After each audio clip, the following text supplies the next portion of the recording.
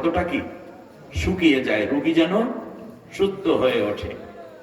কিন্তু রোগী যদি আগের থেকে চিৎকার শুরু করে, হ্যাঁ আমার এনে খোসা দেন কে, এই ডাক্তারের কপালে পিছা মারি, টাকা নেছে ফাও, কতগুলো রক্ত বের হইলো, পুষ বের হইলো, আমি এইটা পছন্দ করি না, এই ডাক্তারের সৈদ্য গোষ্ঠীর বিরুদ্ধে মামলা করব। এই রোগী কি ভালো রোগী না মন্দ রোগী? মন্দ রোগী। আমরা ঈমান এনেছি, আল্লাহ তাআলা বলছেন যে অমিনান নাসি মাইয়াকুলু আমান্না বিল্লাহি ওয়া বিল ইয়াউমিল আখিরি ওয়া মা হুম বিমুমিনিন। মানুষের মধ্যে এমনও কেউ আছে যারা বলে আমরা ঈমান এনেছি আল্লাহর উপরে এবং পরকালের উপরে। এই কথা বলার পরেও আল্লাহ বলছেন আসলে ওরা মুমিন হয় নাই। এর মানে ভেজাল্লা ঈমানদার, ঠিক না? আপনি যখন ভালো জিনিস খুঁজতে যাবেন তখন মন্দ জিনিস সম্বন্ধে ইলম না থাকলে আপনি ভালোটা খুঁজে পাবেন না। ঠিক তেমনি আল্লাহ তাআলা অন্য আয়াতে বলেছেন যে মানুষের মধ্যে এমন কেউ আছে ইয়াকুলুনা, তারা বলে যে আমরা নুমিনু, ঈমান আনলাম, অহুম মুশরিকুন, আসলে তারা অন্য এক মুশরিক হয়ে আছে। সূরা ইউসুফের মধ্যে আল্লাহ তাআলা বলছেন যে তারা বলে আমরা ঈমানদার অথচ তারা হয়ে আছে মুশরিক। আর ওখানে বললেন আল্লাহ তাআলা যে তারা আসলে মুমিনই হইতে পারে নাই। আবার অন্য আয়াতে আল্লাহ রাব্বুল আলামিন বলেন এই দুই গ্রুপের পরে আরেকটা গ্রুপ ঈমানদারও আছে, সেটা হচ্ছে এই যে ইয়াকুলুনা নুমিনু বিবা'দিন ওয়া নাকফুরু বিবা'দ ওয়া ইয়াত্তাখিদুনা বাইনা যালিকা সাবিলা উলাইকা হুমুল কাফিরুনা হাক্কান ওয়া আ'তাদনা লিল কাফিরিনা আযাবান মুহিনা। আরেকদল ঈমানদার আছে এরকম যে যারা বলে আমরা একেবারে ঈমান কিছু এনেছি, আমরা কোরআনের কিছু কথা মানি আর কিছু কথা বাদ দিলাম, মাঝখান থেকে আমরা আমাদের কিছু বাবার কথা, নেতার কথা, পীরের কথা, মুরব্বীর কথাও কিছু ঢুকাইয়া দিলাম। অর্থাৎ আল্লাহটাও মানলাম কিছু কিছু, আর নিজেদের ইচ্ছা মতো কিছু কিছু জিনিস ঢুকাইয়া দিলাম। আল্লাহ তাআলা বলেন এরা হচ্ছে নির্ভেজাল কাফের, উলাইকা হুমুল কাফিরুনা হাক্কান। অথচ এই লোকটা কোরআনের কিছু মানে, কিন্তু তাহলে আল্লাহ তাআলা বলেন এই কাফেরদের জন্য রয়েছে কঠিন শাস্তি এবং যন্ত্রণাদায়ক শাস্তির ব্যবস্থা। অন্য আয়াতে আল্লাহ রাব্বুল আলামিন বলেন আফাতুমিনুনা বিবা'দিল কিতাবি ওয়া তাকফুরুনা বিবা'দ ফামা জাযাউ মান ইয়াফআলু যালিকা মিনকুম ইল্লা খিজিয়ুন ফিল হায়াতিদ দুনিয়া ওয়া ইয়াওমাল কিয়ামাতি ইউরাদ্দুনা ইলা আশাদ্দিল আযাব। আল্লাহ রাব্বুল আলামিন বলেন তাহলে কি তারা আমি আল্লাহর কিছু কিছু মানলো আর কিছু কিছু বাদ দিল? মনে রাখবা এই মানুষগুলোর জন্য দুনিয়ায় রয়েছে কঠিন শাস্তি, লাঞ্ছনাদায়ক শাস্তি, আর আখিরাতে রয়েছে চূড়ান্ত জাহান্নাম। কঠিন শাস্তির দিকে তাদেরকে হাঁকিয়ে নেওয়া হবে। তাহলে মুমিনের মধ্যে ভেজাল্লা মুমিন আছে, বলে আমরা আনলাম আল্লাহর উপরে ঈমান, নবীর উপরে ঈমান, পরকালের উপরে ঈমান, কিন্তু আল্লাহ বলছেন আসলে তারা মুমিন না। আরেক দল আছে বলে যে আমরা ঈমান এনেছি কিন্তু হয়ে আছে তারা মুশরিক। কিভাবে?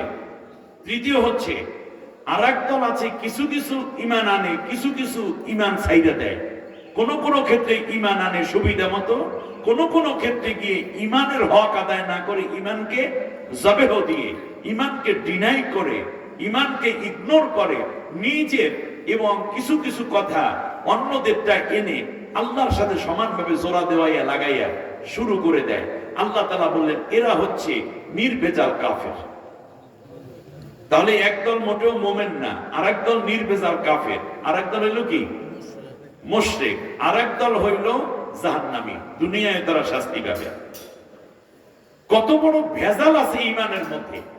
এই কথাগুলো আমি গ্রাজুয়ালি কোরআন সুন্নাহ থেকে আপনাদেরকে বলার চেষ্টা করব। এই জন্য আল্লাহ রাব্বুল আলামিন বলছেন, ইয়া আইয়ুহাল্লাযীনা আমানু আমিনু বিল্লাহি ওয়া রাসূলিহি, হে ঈমানদারেরা তোমরা আল্লাহর উপরে সত্যিকার ঈমান আনো আর নবীর উপরেও সত্যিকার ঈমান আনো। ঈমান আনলেই তো মুমিন হয়।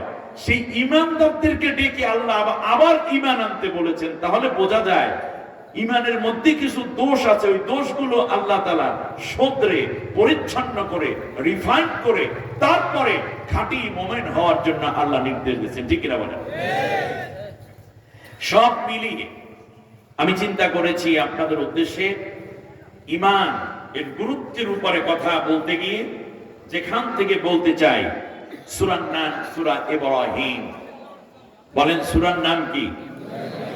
ঈমানের শিক্ষায়, ঈমানের দীক্ষায়, ঈমানের চর্চা, ঈমানের আমল, ঈমানের প্রতি যত্নবান হওয়ার এক মহান নায়ক হযরতে ইব্রাহিম খলিলুল্লাহ আলাইহিস সালাম। আল্লাহ রাব্বুল আলামিন তার ঈমানের উদাহরণ দিয়েছেন যেই সূরার মধ্যে আমি সেখান থেকে আপনাদের উদ্দেশ্যে কথা বলবো।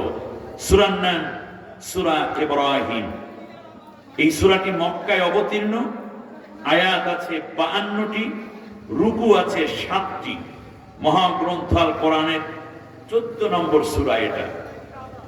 এই সূরাটির মধ্যে আল্লাহ রাব্বুল আলামিন যে আয়াতগুলো দিয়েছেন তার থেকে আমি আপনাদের উদ্দেশ্যে ঈমানের কথা বলতে গিয়ে আমি নিয়োগ করেছি 3টি আয়াত আপনাদের উদ্দেশ্যে আমি তিলাওয়াত এবং অনুবাদ করে আজকের তাফসীর মাহফিলের সমাপনের দিকে যাব ইনশাআল্লাহ বিমাশিয়াতিল্লাহ ওয়া বিফাদলিল্লাহ।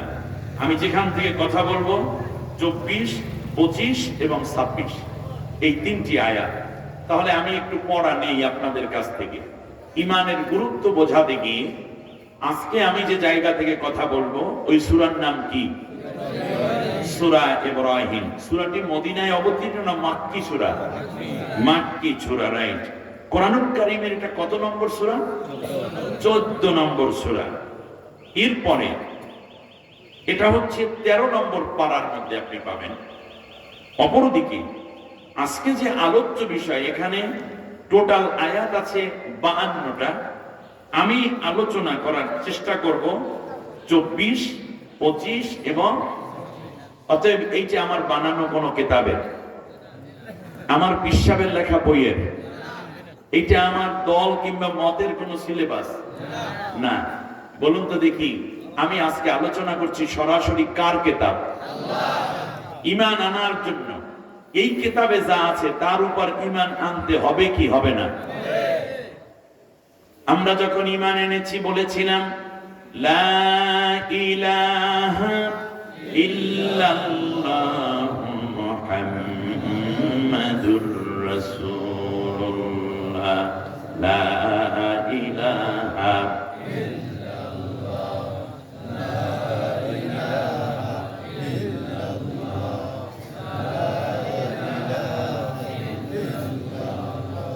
লা ইলাহা ইল্লাল্লাহ।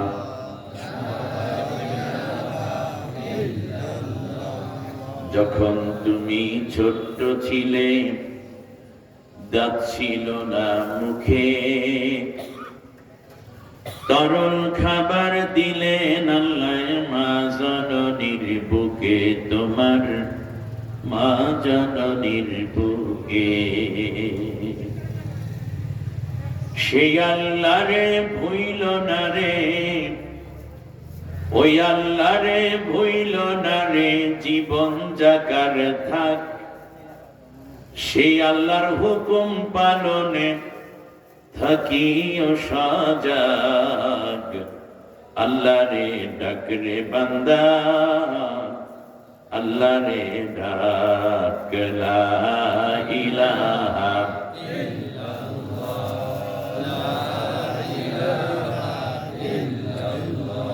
লা ইলাহা ইল্লাল্লাহু মুহাম্মাদুর রাসূলুল্লাহ সাল্লাল্লাহু আলাইহি ওয়াসাল্লাম। আল্লাহ রাব্বুল আলামিন কালেমা যখন দিলেন আমাদেরকে, আমরা কালেমা পড়লাম। এই কালেমাটা বোঝার জন্য আমরা ইমানে মুজমাল পড়েছি কিনা বলেন, ইমানে মুফাসসাল পড়েছি কিনা? ওই ইমানে মুফাসসালের মধ্যে একটা কথা বলেছে, আমানতু বিল্লাহি ওয়া মালাইকাতিহি। এরপর কি? মানে কি? তার কি? কিতাবের উপরে, মানে আল্লাহর কিতাব কি? তাহলে আল্লাহর উপর ঈমান আনতে যাইয়েই আমরা এই কিতাবের মধ্যে কোনো ভুল নাই, এই কিতাব আল্লাহর, এই কিতাব আমার মানতে হবে, এই কিতাব পড়লে সওয়াব আছে, এই কিতাবের বিরোধিতা করলে গুনাহ। এই কথাগুলো বুঝি তো আমরা এই কিতাবের উপর ঈমান এনেছি, ঠিক না বলেন? সুতরাং এই কিতাব যার উপর ঈমান না আনলে সেই ব্যক্তি কি ঈমানদার হবে? সে মুমিন হবে? অতএব আমি এতক্ষণ যতটুকু আপনাদেরকে পরিচয় দিলাম কোরআনের, মানে সূরার যেখান থেকে আলোচনা, সেইটা কি আমার কিতাব না আল্লাহর কিতাব? দুনিয়ার কোন মানুষের কিতাব না আল্লাহর কিতাব? নবীর কিতাব না আল্লাহর কিতাব? এই কিতাব মানলে মুমিন, না মানলে কাফের। জোরে বলেন, মানলে, না মানলে কাফের। আসুন সেই কিতাব থেকে আমরা একটু পড়ি। أعوذ بالله من الشيطان الرجيم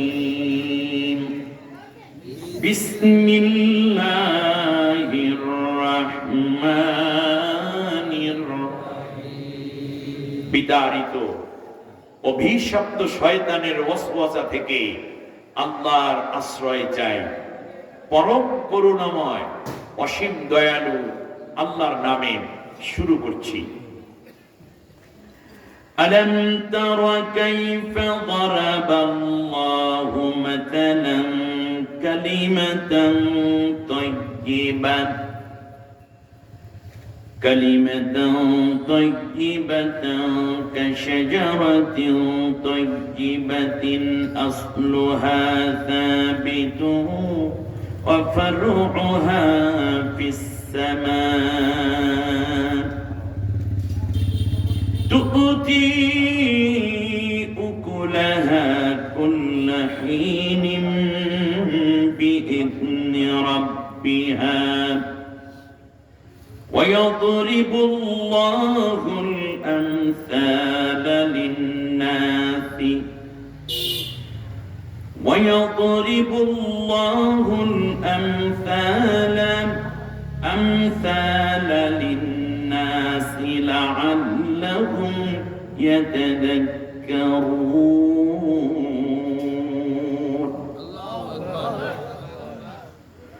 ومثل كلمة خبيثة كشجرة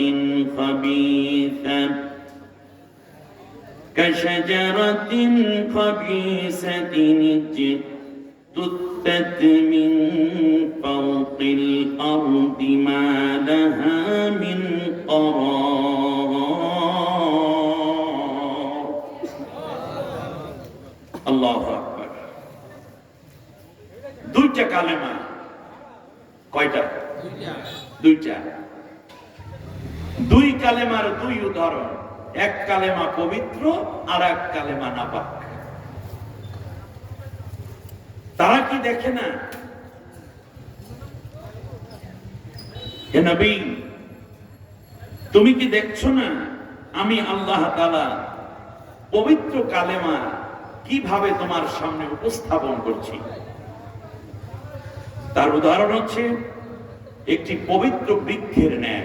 সুবহানাল্লাহ বলেন। আসলুহা সাবিতুন ওয়া ফারউহা ফিস সামা। আসলুহা সাবিতুন, যার শিকড় গভীর থেকে গভীরতরে চলে গেছে, আর ফারউহা ফিস সামা, আর তার গাছ, এই কালেমা তৈয়বার গাছটা শাখা প্রশাখা, আসমান থেকে আসমান, আসমান থেকে আসমান পর্যন্ত বিশাল বিস্তীর্ণ হয়ে আছে। সুবহানাল্লাহ। এটা কোন কালেমার উদাহরণ? পবিত্র কালেমা। এই কালেমা তোমাকে কি দেয়? তুক্তি উকুলাহা কুল্লা হিনিন বিইذن রাব্বিহা। সব সময় সে বিশ্ববাসীর জন্য আল্লাহর হুকুমে এক মহা নিয়ামত এবং পবিত্র জিন্দেগীর সুসংবাদ বহন করে থাকে, সব সময় মানুষকে তৃপ্তি দিয়ে থাকে। সুবহানাল্লাহ। আল্লাহ তাআলা মানুষের জন্য এমন উদাহরণ দিলেন যাতে করে মানুষরা কথাগুলো মনে রাখতে পারে। আরেকটা নাপাক কালেমা আছে, সে কালেমার উদাহরণ হচ্ছে শাজারাতিন খাবিসাতিন, দুর্গন্ধ, নাপাকি, অশ্লীলতা, বেহায়াপনা, মিথ্যা, অন্যায়, খুন খারাপি, মদ গাঁজা কিংবা জেনা, ব্যভিচার, ধর্ষণ, এরকম হাজারো অন্যায় দিয়ে আর একটি কালেমা সাজানো হয়েছে। নাউজুবিল্লাহ বলেন। সে কালেমাটা এরকম, সেটা হচ্ছে যার শিকড় গভীরে যায় না, মাটির উপরে কচুরি পানার মতো কিংবা শিকড়বিহীন গাছের মতো, লতা পাতার মতো এরা কিছু সময় আস্তর এবং প্রভাব আস্তরণ বিস্তার করে। তাদের গভীরেও কিছু নাই, উপরেও কিছু নাই। আমাদের এই বিশ্বে কালিমাতিন খাবিসাতিন আছে, সেগুলো টান দিলে উপরে চলে আসে, নিচে কিছুই নাই। আপনারা দেখবেন এরকম কিছু লতা পাতা বা কিছু শাকসবজি অথবা এরকম কিছু গাছপালা আছে না, দেখলে মনে হয় যেন অনেক কিছু, কিন্তু টান দিলে কি নেই, ভিতরে শিকড় নেই, টান দিলেই চলে আসে। এরকম এরকম কালেমাগুলোর নাম আমরা জানি, যেমন দুনিয়ার মজদুর, এক হও এক হও, সমাজতন্ত্রের স্লোগান। এটা পৃথিবীর কোথাও গ্রথিত হয়নি, চরম ভাটির মুখে তারা বারবার মুখ থুবড়ে পড়ছে, ঠিক কিনা বলো? ঠিক তেমনি স্পষ্ট করে যদি বলি, বাংলাদেশেও এইরকম একটা কালেমা আছে যার নাম জয় বাংলা, জয় বঙ্গবন্ধু, ঠিক কিনা বলেন? কি এখন একটু ব্যথা পাইছেন মনে হয়? এর মানে হচ্ছে এই যে এইটা বললেই একটা গোষ্ঠী মনে করে যে এটা কালেমা তৈয়বা, তাদের কালেমাটাই যেন এই হয়ে গেছে।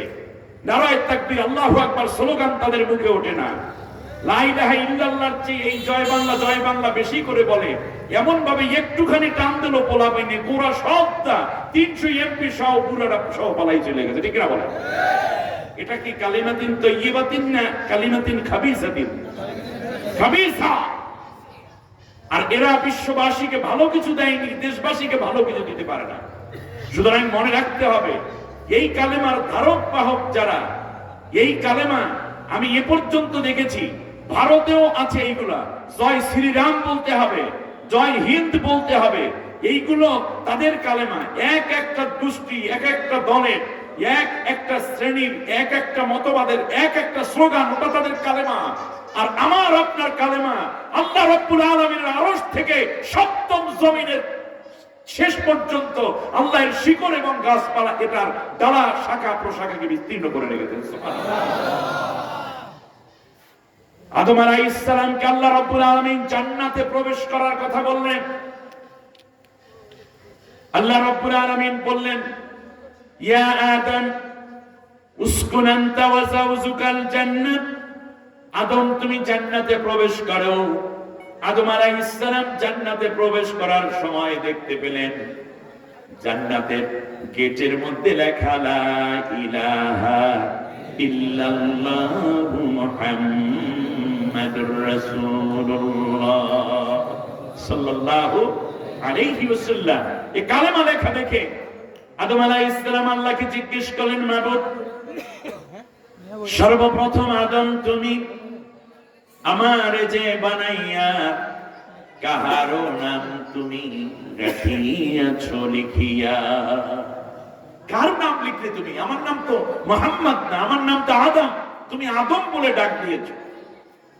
আল্লাহ রাব্বুল আলামিন বলেন, বন্ধু আমার মুহাম্মদের নামের সাথেই জড়িত, যাহার সৃষ্টি না হইলে কিছুই তৈরি না হতো।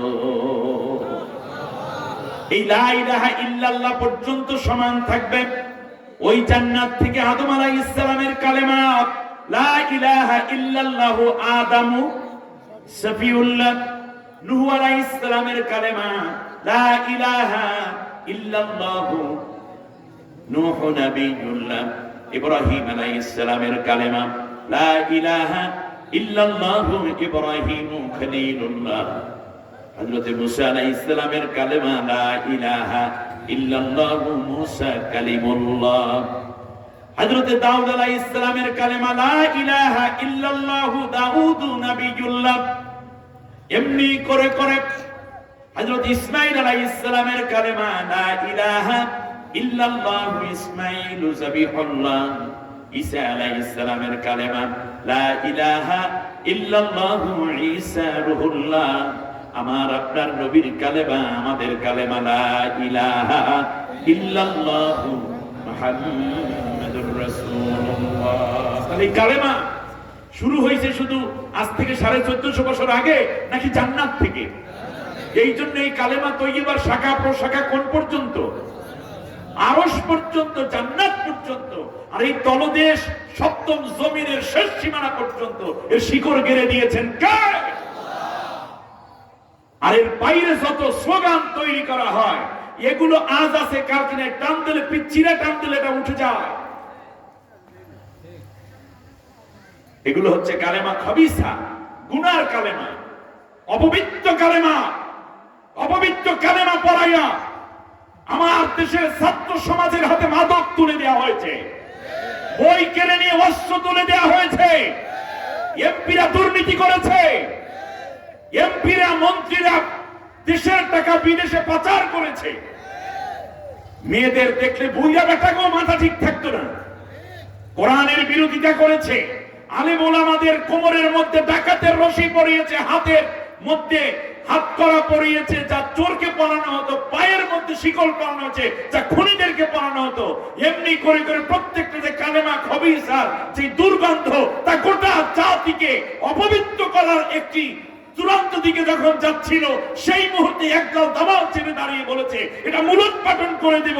মাত্র 10 দিনের আন্দোলনে এমন অবস্থা হলো, 300 এমপি তাদের এই মুহূর্তে যদি বলা হয় যে আমার ছেলে খুব অসুস্থ, ডাক্তার বলছে একজন এমপি যদি পানি পড়িয়ে ফুঁক দেয়, তাহলে তোমার ছেলের পেট ব্যথা ভালো হবে। সারা বাংলাদেশ খুঁজে একটা এমপির এক ফোঁটা পানি করা পাবেন না, ঠিক এটা?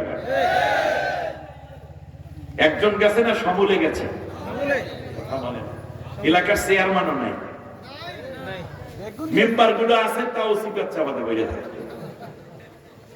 কেউ বলে না এটা হচ্ছে কালিমা খবিসা। আজ আমি কালেমা তৈয়বার ব্যাখ্যা করার আগে কালেমায়ে খবিসা বলছি এই জন্য, অপবিত্রতা যদি পেটের ভিতর থাকে, পবিত্রতা ঢুকবে না। অতএব যে স্লোগান দেয়া হয়েছে, এই গত 2 দিন আগে দেখলাম বাংলাদেশের ইনি নাকি বঙ্গবীর, আমি জানি না কে এই উপাধি দিছে, উনি মৃত্যুর সময় জয় বাংলা কইয়া মরতেছে। আপনারা কি জয় বাংলা কইয়া মরতে চান, না লা ইলাহা ইল্লাল্লাহ মুহাম্মাদুর রাসূলুল্লাহ বলে মরতে চান? কে কে লা ইলাহা ইল্লাল্লাহ মুহাম্মাদুর রাসূলুল্লাহ বলতে চান, তারা দুইটা হাত উঁচু করেন। আল্লাহ তুমি আমাদের কবুল করো, বলেন আমিন। এটাই আমাদের শতশিক্ষিত শতসিদ্ধ জীবন চলে যাবে, কিন্তু কালেমা তৈয়বা জবান থেকে ছাড়া যাবে না, ঠিক কি না? কোন স্লোগান নয়, আমাদের স্লোগান লা ইলাহা, নারায়ে তাকবীর, আল্লাহু আকবার। যদি ভালো না লাগে তাহলে দাদার দেশে যেতে পারো, বাংলাদেশে থাকলে মুসলমান নাম দিলে এই কালেমা তৈয়বাকে স্বীকৃতি তোমার দেওয়ার দরকার নাই, তুমি দেও আর না দাও, কালেমার বাইরে গেলেই সে কালেমা খবিসার মধ্যে পড়ে গেছে, ঠিক না বলেন? অতএব কালেমা তৈয়বার বিরোধিতা করবা। আজ ইউনিভার্সিটি গুলোতে নারায়ে তাকবীর আল্লাহু আকবার স্লোগান হচ্ছে, যখন নারায়ে তাকবীর দূরের কথা, নামাজ পড়তে গেলেও ছাত্র শিবির কিংবা নামাজি বলে, তবলিগ বলে, চরমনাই বলে, হেফাজত বলে এই ছেলেদেরকে পিটাইয়া পিটাইয়া হত্যা করা হতো। আল্লাহ রাব্বুল আলামিন আজকে বাংলাদেশের সেরা সেরা বিশ্ববিদ্যালয় নারায়ে তাকবীর ওয়ালাদের হাতে উঠায় দিয়েছে।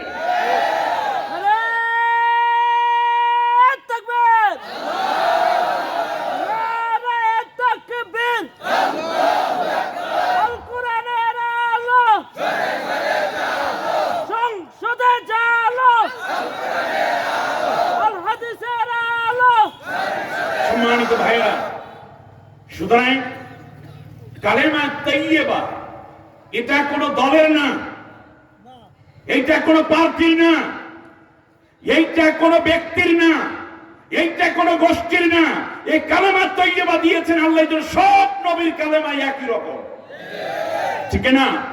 জান্নাতের মধ্যেও কালেমা, জান্নাতে যেতে হলে আপনাকে কালেমা তাইয়্যিবা চূড়া ধরে যেতে হবে। আর এক দল বেরিয়েছে রাজনৈতিক এই নষ্ট দলটার পরে, আর এক ভণ্ড বের হয়েছে, আর এক গোষ্ঠী যারা বলছে আমরা কালেমা তাইয়্যিবা পড়বো না, বরং ঢোল বাদ্য বাজাইয়া বাজাইয়া মরতে চাই। গান বানিয়েছে, মরণকালে ঢোলবাসি বাজাইও তরিকার ভাইও, মরণকালে ঢোলবাসি বাজাইও। এই কপাল পর আছে না নাই? কলেমা কালাম ভাই, কলেমা, কলেমা মানে কি? লা ইলাহা ইল্লাল্লাহ। কালাম মানে কি? মৃত্যুর সময় আমরা মানুষের পাশে বসে কালেমা তালকিন দেই না, লা ইলাহা ইল্লাল্লাহ, যেন মানুষটা ঈমান নিয়ে মরতে পারে। আর কোরআন তেলাওয়াত করে যাতে করে তার রূহটা আসানের সাথে বের হয়। এই চিন্তা করেই তো এই সওয়াব রেসানি করা হয়, দোয়া করা হয়। আর এই বদমাইশ বলতেছে কলেমা কালাম ভাই, কোনো কিছুর দরকার নাই, মুর্শিদ কেবলার গুণ কীর্তি গাইও তরিকার ভাইও, মরণকালে ঢোলবাসি বাজাইও। নাউজুবিল্লাহ বলেন।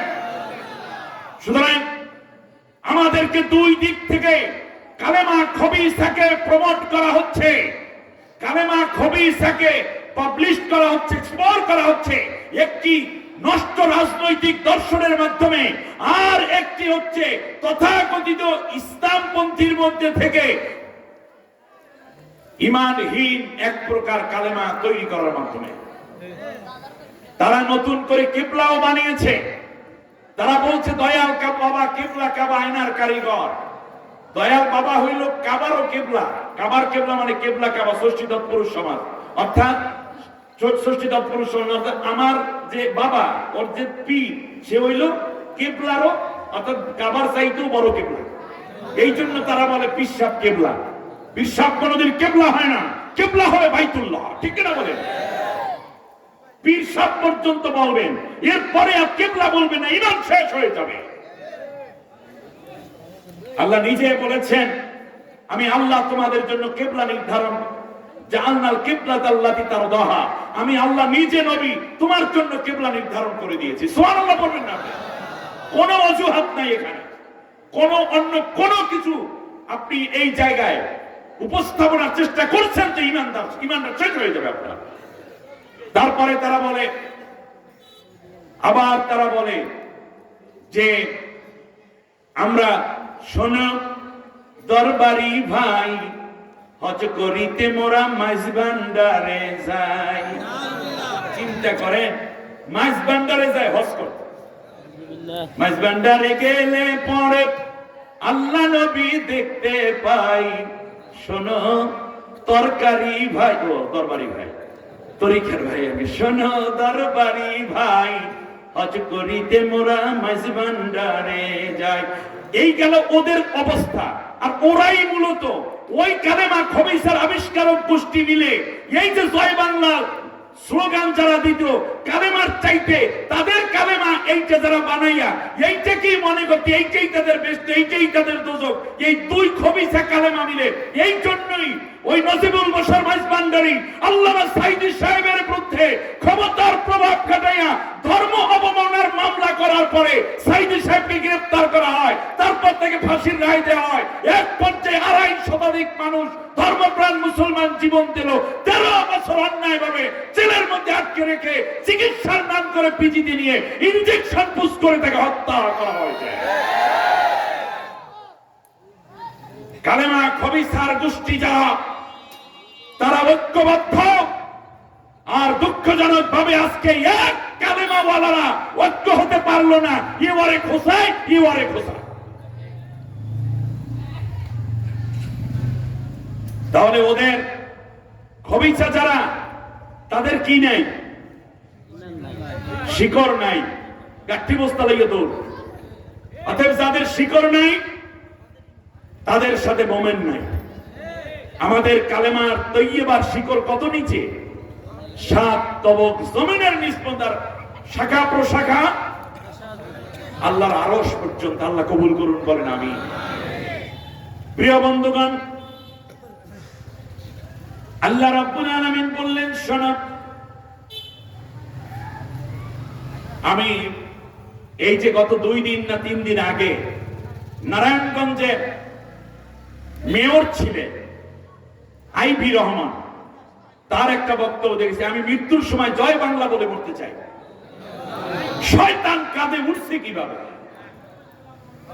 ওরা রাজনৈতিক ভাবে কালেমা খবিসাকে, অপবিত্র কালেমাকে ধারণ করেছে, আর ওরা ইসলামের নামে অপবিত্র কালেমার প্রমোট করতেছে। ঠিক না? তারা গান বানাইছে, খোদারে না দেখতে পাইয়া তোমায় দেখতে পাই, তুমি আমার আল্লাহ রসুল, তুমি কাবা ঘর, মাঝবান্ডারে বসে আছো নামে দিলোয়ার। খোদারে তো দেখি না, তোমায় দেখতে পাই। পীরকে বলতেছে, তুমি আমার আল্লাহ, তুমি আমার রসুল, তুমি কাবা ঘর। এর পরিমাণ থাকে?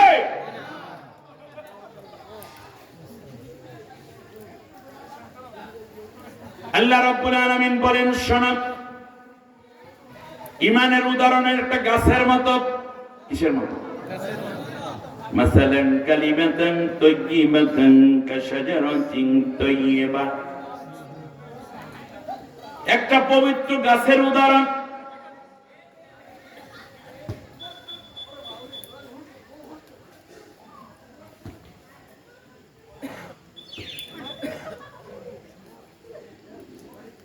আল্লাহ রাব্বুল আলামিন বলেন, কালেমা তৈয়্যিবার উদাহরণ হইল একটা গাছের মতো। যেই ব্যক্তি কালেমা তৈয়্যিবা নিল, কালেমা তৈয়্যিবা লা ইলাহা ইল্লাল্লাহু মুহাম্মাদুর, এটা কালেমা তৈয়্যিবা নাকি? এই কালেমা যে পড়ল, সেই ব্যক্তি আর আমি আল্লাহ রাব্বুল আলামিনের সাথে একটা চুক্তি হয়ে যায়। এই চুক্তি হওয়ার পরে আমি আল্লাহ সুবহানাহু ওয়া তাআলা আমার বান্দাটাকে আমার রহমতের রশি দিয়ে বাইন্ধে দেই। লান ফিসাবা লাহা আল্লাহু সামিউন আলীম। আমার বান্দার সাথে আমার যে একটা মহব্বতের, মায়ার, ভালোবাসার, মমতার যে একটা বন্ধন তৈরি হয়ে যায়, পৃথিবীর এমন কোন শক্তি নাই আমার রহমতের রশি থেকে ছুটাইয়া আমার ওই বান্দা বান্দিকে কেউ ছিনাইয়া নিতে পারে। আমি আজ দীপ্ত কণ্ঠে, কারণ আমি এমন আলেম নই যে কোন দল কানা কিংবা মতদর্শের কানা। আমি ইসলামের ব্যাপারে পুরা সারেন্ডার, কিন্তু কোন দলের ব্যাপারে নয়। আজকে আমার মনে পড়ে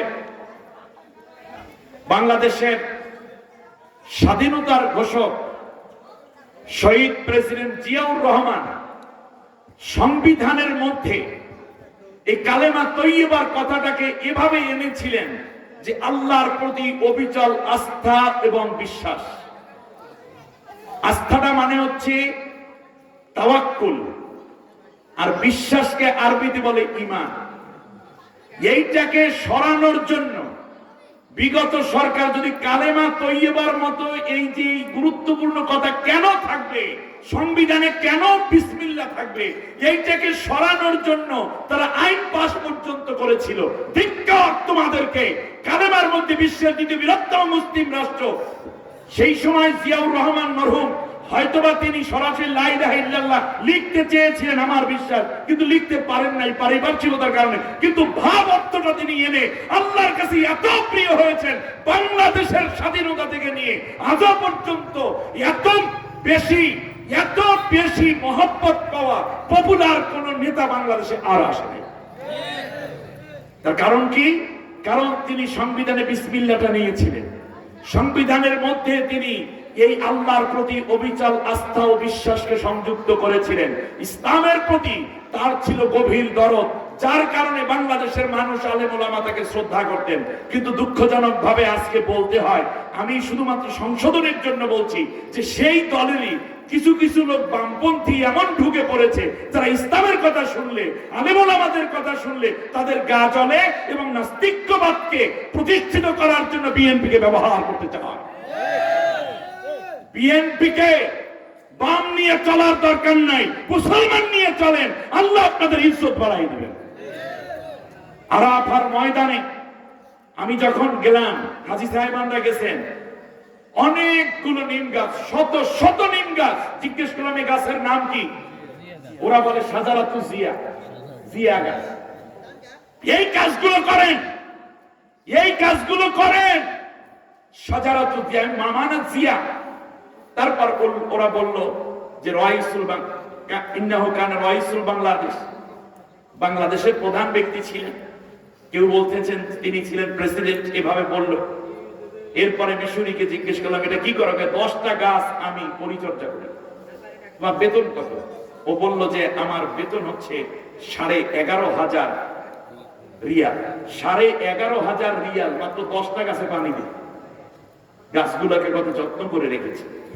আমার কথা হচ্ছে, এই গাছগুলো দেওয়ার পরে তদানীন্তন সৌদি সরকার এত খুশি হয়েছে, আরো অনেক কিছু করেছে সৌদি সরকার বাংলাদেশের ব্যাপারে। কারণ মুসলিম কান্ট্রিগুলোর সাথে প্রেসিডেন্ট জিয়াউর রহমান ওআইসি বলেন, সার্ক বলেন, এইরকম গুরুত্বপূর্ণ ঐতিহাসিক কাজগুলো তিনি করেছেন। ফলে তিনি শুধু বাংলাদেশের লিডার ছিলেন না, মুসলিম উম্মার অবিসংবাদিত এক নেতায় পরিণত হয়েছে। জালেমরা সহ্য করতে পারে নাই, ভারত বরদাস্ত করতে পারে নাই আমার দেশের উত্থানকে, যার কারণে তারা এই কাজটা করেছিল। অতএব সৌদি সরকার খুশি হয়েছে। অনেক গিফট, তার মধ্যে একটা গিফট ছিল আল্লাহর ঘর বাইতুল্লাহ যে গিলাফ আছে, স্বর্ণের দিয়ে লেখা অক্ষর, ক্যালিগ্রাফি, আইয়ুহাল্লাযীনা আমানু ইযা নুদিয়া লিস-সালাতি মিন ইয়াউমিল জুমআহ, সূরা জুমার আয়াত। এই আয়াত সংবলিত যে গিলাফ আছে, এই গিলাফ প্রেসিডেন্টকে উপহার দেন। প্রেসিডেন্ট সেটা বাইতুল মুকাররমে গিফট করেন। আপনারা বাইতুল মুকাররম পূর্ব গেট দিয়ে ঢুকে মূল কম্পাউন্ডে যখন আপনি ঢুকবেন, তখন দেখবেন উপরে সুন্দর করে। এটারে তো বিগত সরকার এটাকে কোনো যত্নই করে নাই। এখন উচিত এটাকে সুন্দর করে আরো যত্ন করে এটা কাচের গ্লাসের মধ্যে রাখা। কারণ এটা শুধু প্রেসিডেন্ট জিয়াউর রহমানের উপহার নয়, এটা মুসলিম মিল্লাতের উপহার, বাংলাদেশের উপহার। অতএব আজ যদি বিএনপিকে যদি ভালোবাসাতে হয় মানুষকে, বিএনপি যদি মানুষের কাছে প্রিয় হতে হয়, তার প্রেসিডেন্ট জিয়াউর রহমান যেই কাজ করেছে আপনারা সেইগুলো করেন। আর দল থেকে বামপন্থী রামপন্থী দালাল যেগুলো আছে আউট করে দেন, এগুলো দরকার নেই। যথেষ্ট ভালো মানুষ আছে বিএনপি। আমি আপনাদের কাছে সেজন্য বলতে চাই, আল্লাহ রাব্বুল আলামিন কালেমা তৈয়্যিবার একটা উদাহরণ দিয়েছেন। কি দিয়ে বলেন তো দেখি? গাছ দিয়ে। আমি কোরআন হাদিসে যাওয়ার আগে একটা প্র্যাকটিক্যাল ওয়াজ শুনাই। আমার হাতে যেটা দেখছেন, এটা হচ্ছে গাছের বাকল, গাছের ছাল। ছাল চিনেন না? বাকল কোনটা বলেন?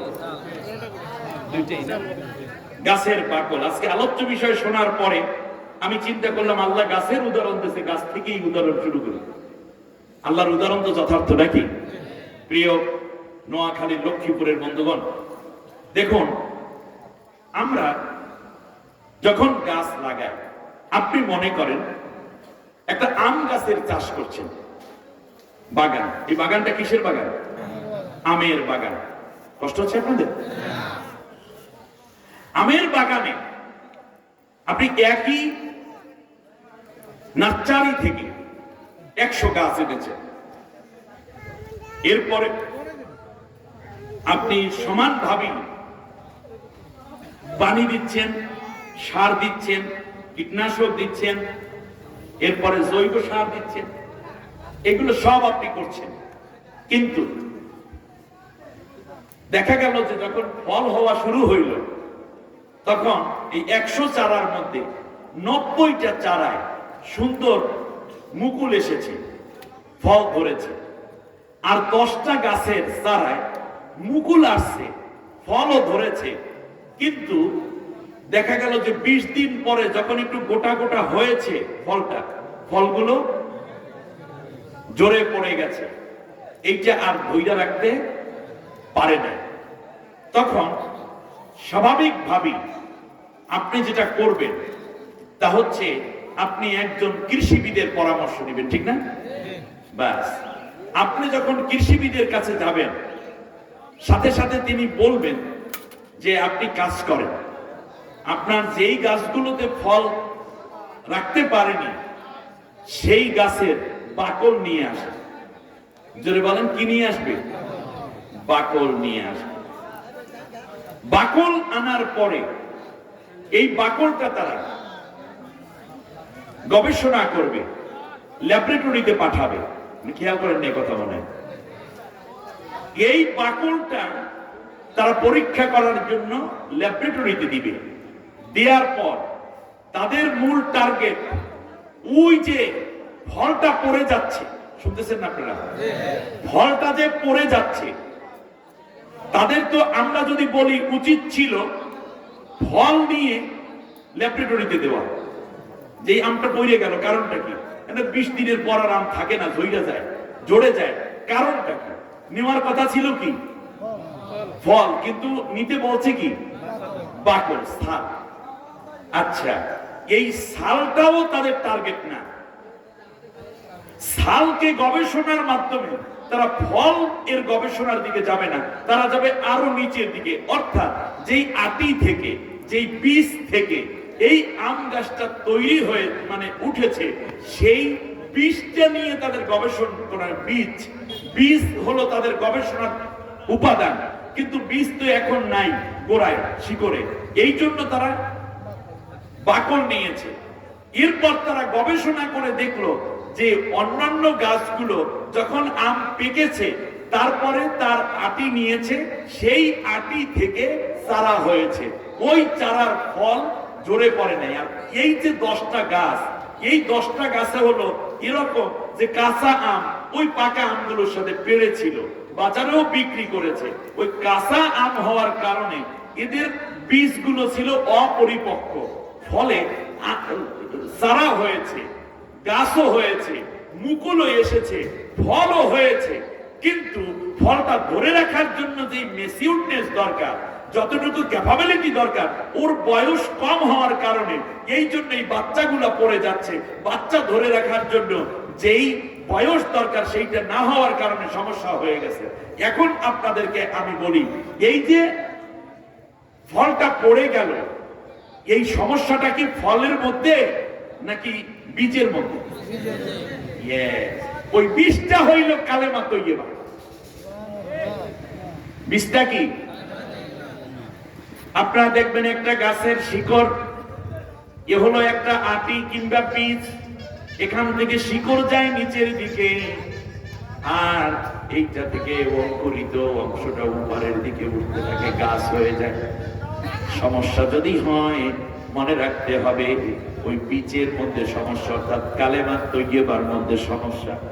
কোন ব্যক্তি কালেমা তৈয়বা পড়ল, কালেমা তৈয়বা পড়ার পরে লা ইলাহা ইল্লাল্লাহ মুহাম্মাদুর রাসূলুল্লাহ খুব সুন্দর করে উচ্চারণ করেন, মাখরাজ, গুন্না, মাদ সব ঠিক আছে, কিন্তু ফজরের নামাজের সময় মসজিদে নাই, রোজার সময় সকালে খায়, দুপুরে খায়, সন্ধ্যাবেলায় ইফতার খায়, আবার ওই যে দেখবেন সাহারিও খায়, কিন্তু 9টার সময় আবার নাস্তাও করে। আছে না নাই? আছে। কালেমা তৈয়বা ঠিকই পড়ে, কিন্তু দাড়িটা কামায়।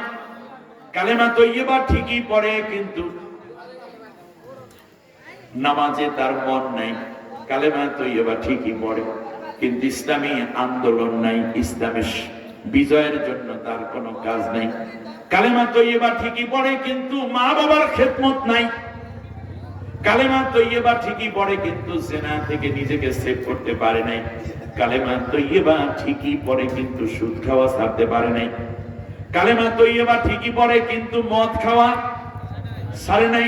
কালেমা তৈয়বা ঠিকই পড়ে কিন্তু পায়ের জমিনের মধ্যে 2 হাত ঢুকাইয়া সীমানা দেওয়ার কথা বলে নাই।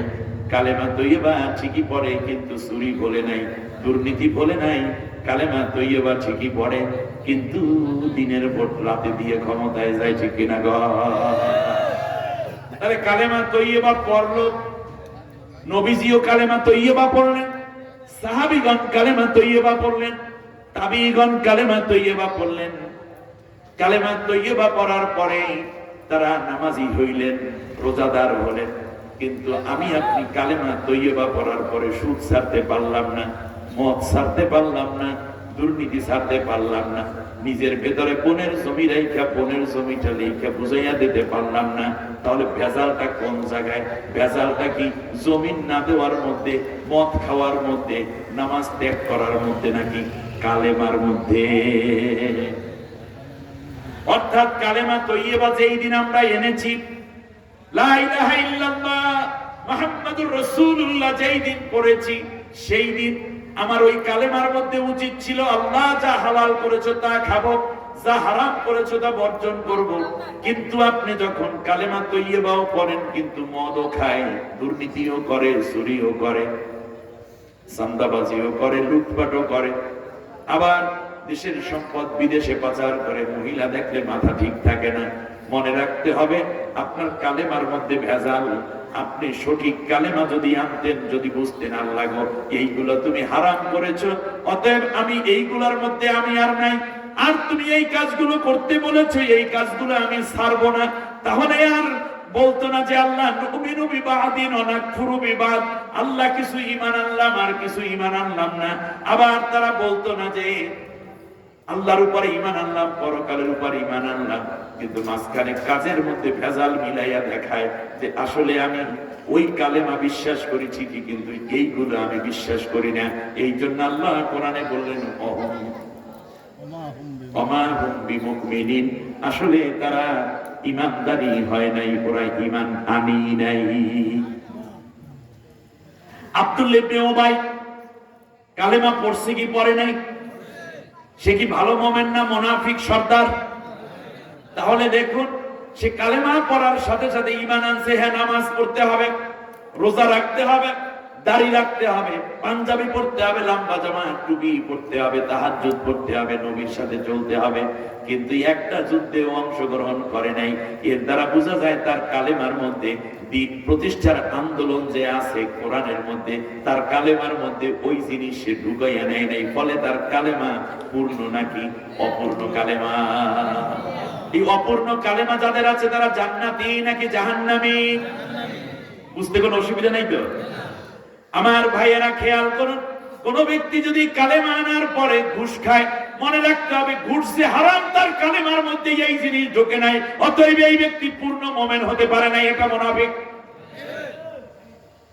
কোন মহিলা কালেমা তৈয়বা সুন্দর করে বলল কিন্তু সে পর্দা করে না, পরপুরুষের সামনে উলঙ্গপনা হয়ে ঘরে, গায়ে মাথায় কাপড় থাকে না, চিৎকার আওয়াজে কথা বলে, স্বামীর খেদমত করে না, নামাজেও মন দেয় না, মনে রাখতে হবে এই মহিলার কালেমার মধ্যে এই জিনিসগুলো নাই। যদি থাকতো তাহলে এই মহিলা এই কাজগুলো করতে পারতো না। তাহলে বোঝা যায়, আপনারা বলুন দেখি কালেমা মানে, এই কালেমার উদাহরণ হলো, খেয়াল করুন, এই কালেমা মানে হচ্ছে আপনার যে নামাজ ঝরে যাচ্ছে, ওই যে আম ঝরে যায়, আপনার যে রোজা ঝরে যাচ্ছে, আপনার যে হালাল খাবার ঝরে যাচ্ছে, হারাম ঢুকতেছে, আপনার যে দাড়ি কামানো শুরু হয়ে গেছে, আপনার যে মা বাবার খেদমত আপনি বন্ধ করে দিয়েছেন, এটা মূলত ওই মা বাবার খেদমত ওই জায়গায় চিকিৎসা করলে কিন্তু রোগ নিরাময় হবে না, বরং মনে করতে হবে সে কালেমা ঠিকই পড়েছে, কিন্তু মা বাবার খেদমত যে ফরজ এই কথা তার কালেমার ভিতরে ঢুকাইতে পারে নাই। অতএব যদি আজকে আপনি পূর্ণ কালেমাটা না বুঝে নিতে পারেন, তাহলে মনে রাখতে হবে আল্লাহ রাব্বুল আলামিন আপনার কালেমা কবুল করেন নাই। সুতরাং আপনার আমলগুলো ঝরে পড়ে যাচ্ছে, আমল ঝরে যাচ্ছে। এই ছোট ছোট আমগুলা বাজারে বিক্রিও করা যায় না, নিজেও খাওয়া যায় না। অতএব আপনার আমল যা ঝরে পড়ে গেছে, এই কারণে আপনি জান্নাতের উপযুক্ততা লাভ করতে পারেন নাই। এবার এই কালেমা তৈয়বা আরো অনেক কথা আছে সামনে। এখন আপনি বলতে পারেন, হুজুর কালেমার মধ্যে এত কথা আপনি ঢুকাইলেন কেমনে? এই কথাটা বোঝার জন্য এখানে যারা বিয়ে করছেন তারা একটু হাত উঁচু করেন। আমি সব, মাশাআল্লাহ, সবই তো বিবাহিত করেন, আল্লাহ কবুল করুন। আচ্ছা, বিয়ে যখন করেছিলাম, বিয়ের মজলিসে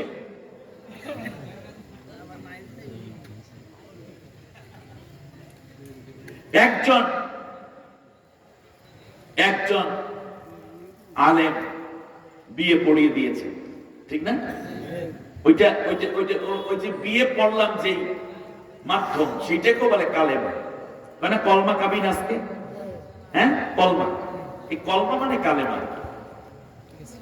এই কালেমা সেখানে পক্ষ আছে দুইটা, একটা বর পক্ষ আর একটা কনে পক্ষ। রাইট, বর পক্ষ হলো কবুল আর কনে পক্ষের ইজাব। কনে পক্ষের কি? ইজাব। বিয়ে হওয়ার আগে বাবা অথবা মামা, চাচা, ভাই বা নানা, দাদা, অর্থাৎ যারা মুহররম, তাদের যে কোনো একজন চলে যেতে হয় মেয়ের কাছে। মেয়ের কাছে গিয়ে বলতে হয় যে দেখো, আমরা সবাই একমত হয়েছি, ওই যে দক্ষিণ পাড়ার জসিম, ও বিদেশে থাকে, বিদেশ থেকে আসছে, অনেক ভালো পয়সা পাতিরও মালিক, লেখাপড়াও ভালো, ওর বাবাও তো অনেক ভদ্র মানুষ, গত বছর হজ করে আসছে, তার স্ত্রী সহ জানো, বিল্ডিং উঠ হয়েছে। জসিমকে আমরা পছন্দ করেছি তোমার বর হওয়ার জন্য, 5 লক্ষ টাকা মোহরানা দেবে, সেই স্বীকার করেছে। এখন আমরা তোমাকে বিয়ে দিতে চাই, তুমি কি এই বিয়েতে রাজি? এইটাকে বলে ইজাব, মানে এজেন্ট। তাহলে মেয়েটা যদি চুপ থাকে তাহলে মনে করতে হবে সে বিয়েতে রাজি। সে যদি কান্না করে তাহলেও মনে করতে হবে কি রাজি। আর যদি সরাসরি প্রতিবাদ করে তাহলে এই বিয়ের ক্ষেত্রে বিবেচনা করতে হবে কর্তৃপক্ষকে। আচ্ছা, এবারে আমরা আসি। এ হলো, অথবা সে বলতে পারে আমি রাজি, রাদিতু, আমি কি হয়েছি? রাজি হয়েছি, আই এম এগ্রি, আমি রাজি। এই রাজিটুকু নিয়ে চলে গেল মসজিদে। ওখানে আছে বিয়ের বিশাল মজলিস। সেখানে গিয়ে বলে আলহামদুলিল্লাহ, আমি এই বিয়েতে রাজি। বলেন তো দেখি, শব্দ কয়টা? একটা। অক্ষর কয়টা? 2টা। রয় একা, জয় দীর্ঘিকার, মিলে কি হইল? রাজি। এখন বিয়ে হচ্ছে, কলমা হচ্ছে, আপনারা বুঝতেছেন দেখো। এখন কি হবে? কলমা হচ্ছে। কলমায় বলা হচ্ছে মেয়ের বাবাকে অথবা তার কোন অভিভাবক ওলিকে বলা হচ্ছে, আপনি বলেন আমি আমার কন্যা অথবা আমি আমার বোন অথবা আমার ভাগ্নি অথবা আমার ভাতিজি মুহাম্মদ সফুরা খাতুনকে 5 লক্ষ টাকা মোহরানা স্বীকার করিয়া উকলাতান ও বিলায়াতান আজিরানে মজলিস অমুকের পুত্র অমুকের নিকটে পবিত্র বিবাহ মোবারক দিলাম অথবা নিকা দিলাম অথবা শাদী মোবারক দিলাম। ব্যাস, ওই সময় আপনারা কি বলছিলেন? আমি উক্ত মহারানা স্বীকার করিয়া এই বিবাহে কবুল করিলাম, বিবাহকে কবুল। আপনি বলছেন কি? আর কিচ্ছু না বলো, শুধু কবুল বললেই হইল। কবুল। আচ্ছা, আপনি বললেন 3 অক্ষর কবুল, আর আপনার স্ত্রী বললেন কি? কি বলল? রাজি। বিয়ে হয়ে গেছে। দুইজনের মধ্যে কি হয়েছে? কলমা হয়ে গেছে। বলেন কি হয়েছে? কলমা হয়েছে, সম্বন্ধ হয়েছে, সম্পর্ক হয়েছে। কিসের মাধ্যমে? কালেমার মাধ্যমে। ঠিক তেমনি যখন কোন বান্দা কালেমা পড়ে তখন আল্লাহর সাথে তার সম্পর্ক তৈরি হয়।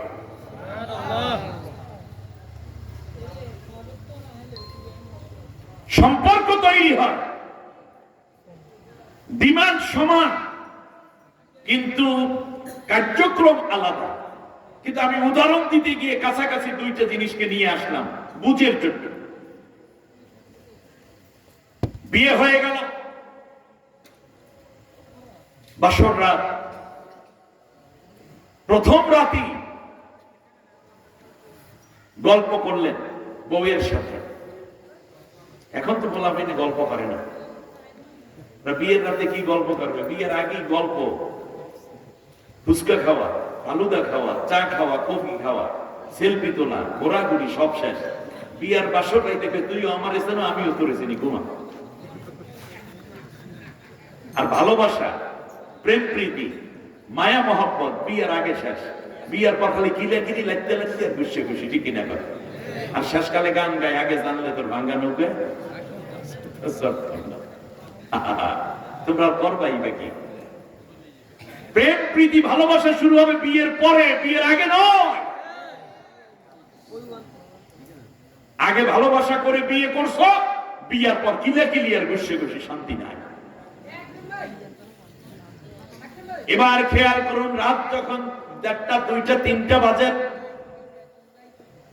তখন আপনি বললেন প্রাণের স্ত্রী মশারিটা একটু টানাইয়া দাও, আগামীকাল খুব সকালে কিন্তু আমার চলে যেতে হবে, আমাকে ফজরে ঘুম থেকে উঠাইয়া দিও। আমার মা ছোট্টবেলা থেকে ফজরের পরে আমার নাস্তা পেট ভরে খাওয়াইয়া দিতেন, এবং এটাই আদর্শ টাইম। সকালের নাস্তা 7টার মধ্যে, আর রাতের খাবার রাত 8টার মধ্যে, 10টার মধ্যে ঘুম, কিন্তু 12টা পর্যন্ত ওয়াজ চলে। এই সুন্নত বাদ দিতে হবে আস্তে আস্তে। আলহামদুলিল্লাহ, নোয়াখালীর ভাইরা 11টার পর কথা শুনতে চায় না, একটা ভালো দিক। আর 2-1 দিনই তো মাহফিল, প্রতিদিন তো হয় না, এর জন্য হয়তো স্যাক্রিফাইস করেন আপনারা। এবারে আসুন, যে জায়গাটা আমি রাখলাম, এরপরে বললেন যে শোনো, এই যে তোমাদের এই আসতে গিয়ে আমার পাঞ্জাবি কিন্তু ওই যে পিছন দিয়ে একটু কাদা উঠে গেছে, বর্ষাকাল তো বিয়া, বুঝলেন নাই, জুতার কাদা, পাঞ্জাবি একটু ধুয়ে দাও, সকালে যেন শুকিয়ে যায়। আয়রন আছে তোমাদের বাসা? হ্যাঁ আছে, একটু আয়রন করে ওরাই। সকাল 7টার মধ্যে আমার কিন্তু নাস্তাটা দিয়ে দেবে, কারণ আমার ঢাকাতে পৌঁছতে হবে, আমার অফিসে জরুরি কাজ আছে। এখন উনি বলছে শুধু রাজি। যদি বলে যে আমি বলছি, বিয়ের ক্ষেত্রে আমি বলছি রাজি, রয়াকার জয়দিনিকা রাজি, কিন্তু আপনার মশাইরে টানাই দেওয়া লাগবে, জামা কাপড় ধুয়ে দেওয়া লাগবে, জুতা জোড়া একটু ধুলাবালি পরিষ্কার করে দেওয়া লাগবে, সকালবেলা উঠে ঠান্ডার মধ্যে রান্না করে আপনার খাওয়ানো লাগবে, এরপরে আপনার জন্য বিছানা বিছাইয়ে রাখতে হবে। এই কথা তো আমি বলিনি। তাহলে বলেন বিয়ে টিকবে? বিয়ে টিকবে না মানে কলমা, কথা বলে না, কলমা টিকবে? কলমার বিপরীত হলো তালাক। কলমার বিপরীত কি? তালাক। ভালো করে বুঝুন, ঠিক তার বিপরীতে। এর মানে আমি রাজি, এই রাজি মানে শুধু রাজি না, রাজির দ্বারা গোটা জিন্দেগিতে আমার স্বামী আপনি শরীয়ত মতো যতগুলো হুকুম আমাকে করবেন এবং শরীয়ত সম্মত যত নিষেধ করবেন, আমি সব নিষেধ বাদ দেব, এবং যা আপনি করতে বলবেন আমি তা করার জন্য রাজি আছি, এবং আমি তা করার আপ্রাণ চেষ্টা করব। এর মানে হইল রাজি। আবার ওই রান্না করা লাগবে রাজি, মশারি টানাই দাও রাজি, জামা ধুইয়া দাও রাজি, ডিম ভেজে দাও রাজি, চা কইরা দাও রাজি, গরম পানি কইরা দাও রাজি, জামা কাপড় আয়রন কইরা দাও রাজি। এত রাজি রাজি বল, এক রাজি মানে সব রাজি। আল্লাহু আকবার কর, এর নাম কলেমা। দ্বিতীয়বারে আপনি আসেন, যদি বলা হয় যে স্বামীর ক্ষেত্রে বউ তুলে নিল, 10-12 দিন পর বউ বলতেছে দেখেন আমার মঞ্চে আমার বাবার বাড়ি যেতে, বললে হ্যাঁ যাও, আমাকে যাতায়াত খরচ দেন। পিছাইছে, বললো যে যেই সেন্টটা দিছিলেন পয়নামা, ওটা তো পুড়ে গেছে, আজকে একটা সেন্ট কিনে নিয়ে এসে আমার বান্ধবীদেরকে আমি দেখাবো। তারপরে 2টা ভালো সাবান নিয়ে এসে, বেশ ভালো। তারপর যে আমার জন্য আর হামেশা পরার জন্য বিয়ের শাড়ি দিয়েছেন, কিন্তু একটা দিয়েছেন মাত্র মানে নরমাল ইউজ করার জন্য, রাফিউসের জন্য আরেকটা শাড়ি কিনে নিয়ে এসে, শাড়ির সাথে একটা ছায়া এবং ব্লাউজের কাপড় নিয়ে এসে আমি বানিয়ে নিতে পারবো। আমার শরীরটাও ভালো লাগে না, আমি তো ওখানে নিয়মিত এক আপাকে ডাক্তার দেখাই, বডিটাও চেক আপ করাই আসবো। এই সব মিলাইয়া জিলাইয়া যাওয়ার সময় মিষ্টি নিয়েও যাইতে হবে। বাবার বাড়িতে খালি খালি যাওয়া যায়, আমার ভাই কিন্তু আজকে রাতে আসবে আমাকে নিতে। এখন যদি এই পাগলায় বলে, জামাই যদি বলে যে আমি বলছিলাম কি কবুল, কিন্তু তোমার শাড়ি কিনে দিতে হবে, ছায়া ব্লাউজ কিনে দিতে হবে, সাবান কিনে দিতে হবে, তেল কিনে দিতে হবে, তোমার ভাই আসবে সেই জন্য মিষ্টি আমি কিনে দেবো, এই বুকটা ফেটে দেওয়ার কথা কি করে? তোমার ভাই আসবে সেই জন্য রুটি পিঠা খাওয়াবা তারে হাঁস দিয়া, সেই হাঁসও আমার কিনে আনা লাগবে। আমি বলছিলাম কি কবুল, কিন্তু এই ঝামেলা যে আমি জড়াবো এত আমি বলি নেই, একটা অক্ষরও বলি নেই। কি কবুলের মধ্যে আছে এইটা? এই কবুল মানে তোমার যত ঝামেলা আছে আমি কবুল করে লেছি, ঠিক কিনা বলো? তোমার সব ঝামেলা আমি কবুল করছি। আর স্ত্রী বলছে আমি তোমার সব দায়িত্ব পালনে রাজি আছি। তাহলে এখন যদি উনি বলেন যে আমি বলছি কি কবুল, কিন্তু তোমার যে ঝামেলা আছে, তাহলে যদি এই কবুলের পরে এই কাজগুলো না করে, আপনারা বলুন তাহলে কি ওই ব্যক্তির সাথে এর বিয়ে থাকবে? থাকবে না। কলমা কিতে পরিণত হবে? তালাকে। কথা কানা, কলমা কিসে পরিণত হবে? আর এখানে যেই পড়ছি লা ইলাহা ইল্লাল্লাহ মুহাম্মাদুর রাসূলুল্লাহ, অর্থ আল্লাহ তুমি ছাড়া আর কাউকে মানি না, কোনো ইলা নাই। এর মানে হচ্ছে আল্লাহ আমি কাউকেও মানি না, কেবল তোমার আইন মানি, তোমার হুকুম মানি, তোমার ইবাদত করব, তোমার আইন মানি, তোমার শাসন মানি, তোমার কর্তৃত্ব মানি, অন্য কারোটা মানি না, কেবল তোমাকে মানি। তুমি যা বলছো সব আমি মেনে নিয়েছি। আর আমি আমার সমস্ত কাজগুলোকে সমাধা করব মুহাম্মাদুর রাসূলুল্লাহর দেখানো তরিকায়। নবী যেভাবে করেছেন সেইভাবে, তিনি যেভাবে যুদ্ধ করেছেন, যেভাবে রাষ্ট্র চালাইছে, যেভাবে আইন আদালত চালিয়েছেন, যেভাবে অর্থনীতি দিয়েছেন, যেভাবে সমাজনীতি দিয়েছেন, যেভাবে বিবাহ শাদী করেছেন, যেভাবে তিনি সমাজকর্ম করেছেন, যেভাবে তিনি মৃত্যু ব্যক্তি গোসল করিয়েছেন, যেভাবে জানাজা পড়াইছে, যেভাবে পাঁচ ওয়াক্ত নামাজ পড়েছে, যেভাবে তাহাজ্জুদ পড়েছে। ও আল্লাহ আমি মানি তোমাকে আর কাউকে না, আর মানি মুহাম্মদ সাল্লাল্লাহু আলাইহি ওয়াসাল্লামকে দেখে দেখে তোমাকে আমি ফলো করব, তোমারটা মানবো। এখন যদি কেউ বলে যে আমি নামাজে আসি রোজায় নাই, রোজায় আসি হজে নাই, হজে আসি যাকাতে নাই, যাকাতে আসি জিহাদে নাই, জিহাদে আসি আইন আদালতে আল্লাহরে মানি না, এবং ব্যাংকে আল্লাহর হুকুম সুদ মুক্ত ব্যাংক, এটা আমি চাই না। ইনিল হুকম ইল্লা লিল্লাহ, একমাত্র আল্লাহরই আইন চলবে, এটা আমি চাই না। আমি চাই ব্রিটিশের আইন। আল্লাহ রাব্বুল আলামিন কোরআন নাযিল করে বললেন ইত্তাবিউ মা উহিয়া ইলাইয়া মিনকুম, শোনো একমাত্র আমি আল্লাহ যে আইন দিয়েছি এই বিধানগুলো মানো। কিন্তু আমরা মানতেছি Karl Marx, Lenin, Mao Tse-tung, Darwin, Freud, Hegel, British America, ভারতের আইন। আপনি বলুন তো দেখি, আল্লাহ রাব্বুল আলামিন বলছেন ওমান লাম ইয়াহকুম বিমা আনজালাল্লাহু ফাউলাইকুমুল কাফিরুন ফাসিকুন জালিমুন, যে আমি আল্লাহর কোরআন দিয়ে যারা বিচার করে না ওই বিচারকরা হলো কাফের, ফাসিক এবং জালিম। আর আল্লাহ আমাদেরকে বলতেছেন ফালা ওয়া রাব্বিকা লা ইউমিনুনা হাত্তা ইউহাক্কিমুকা ফীমা শাজারা বাইনাহুম সুম্মা লা ইয়াজিদু ফী আনফুসিহিম হারাজাম মিম্মা কাদাইতা ওয়া ইউসাল্লিমু তাসলিমা। আমি আল্লাহ কসম খাইয়া বললাম ওরা কোনোদিন মুমিন হয় নাই, ওরা মুমিন না। যদিও লা ইলাহা ইল্লাল্লাহ পড়ে কালেমা পড়েছে, কিন্তু আমি আল্লাহ রাব্বুল আলামিন যে হুকুম দিয়েছি এইটা সন্তুষ্ট চিত্তে যতদিন মেনে না নিবে, আমার আইন, আমার বিধান, আমার সংসদ, আমার সেক্রেটারিয়েটে যতগুলো বিধান আছে সব আমারটা মেনে না নিবে, আমি কসম খেয়ে বলি ওরা মুমিন হতে পারে না।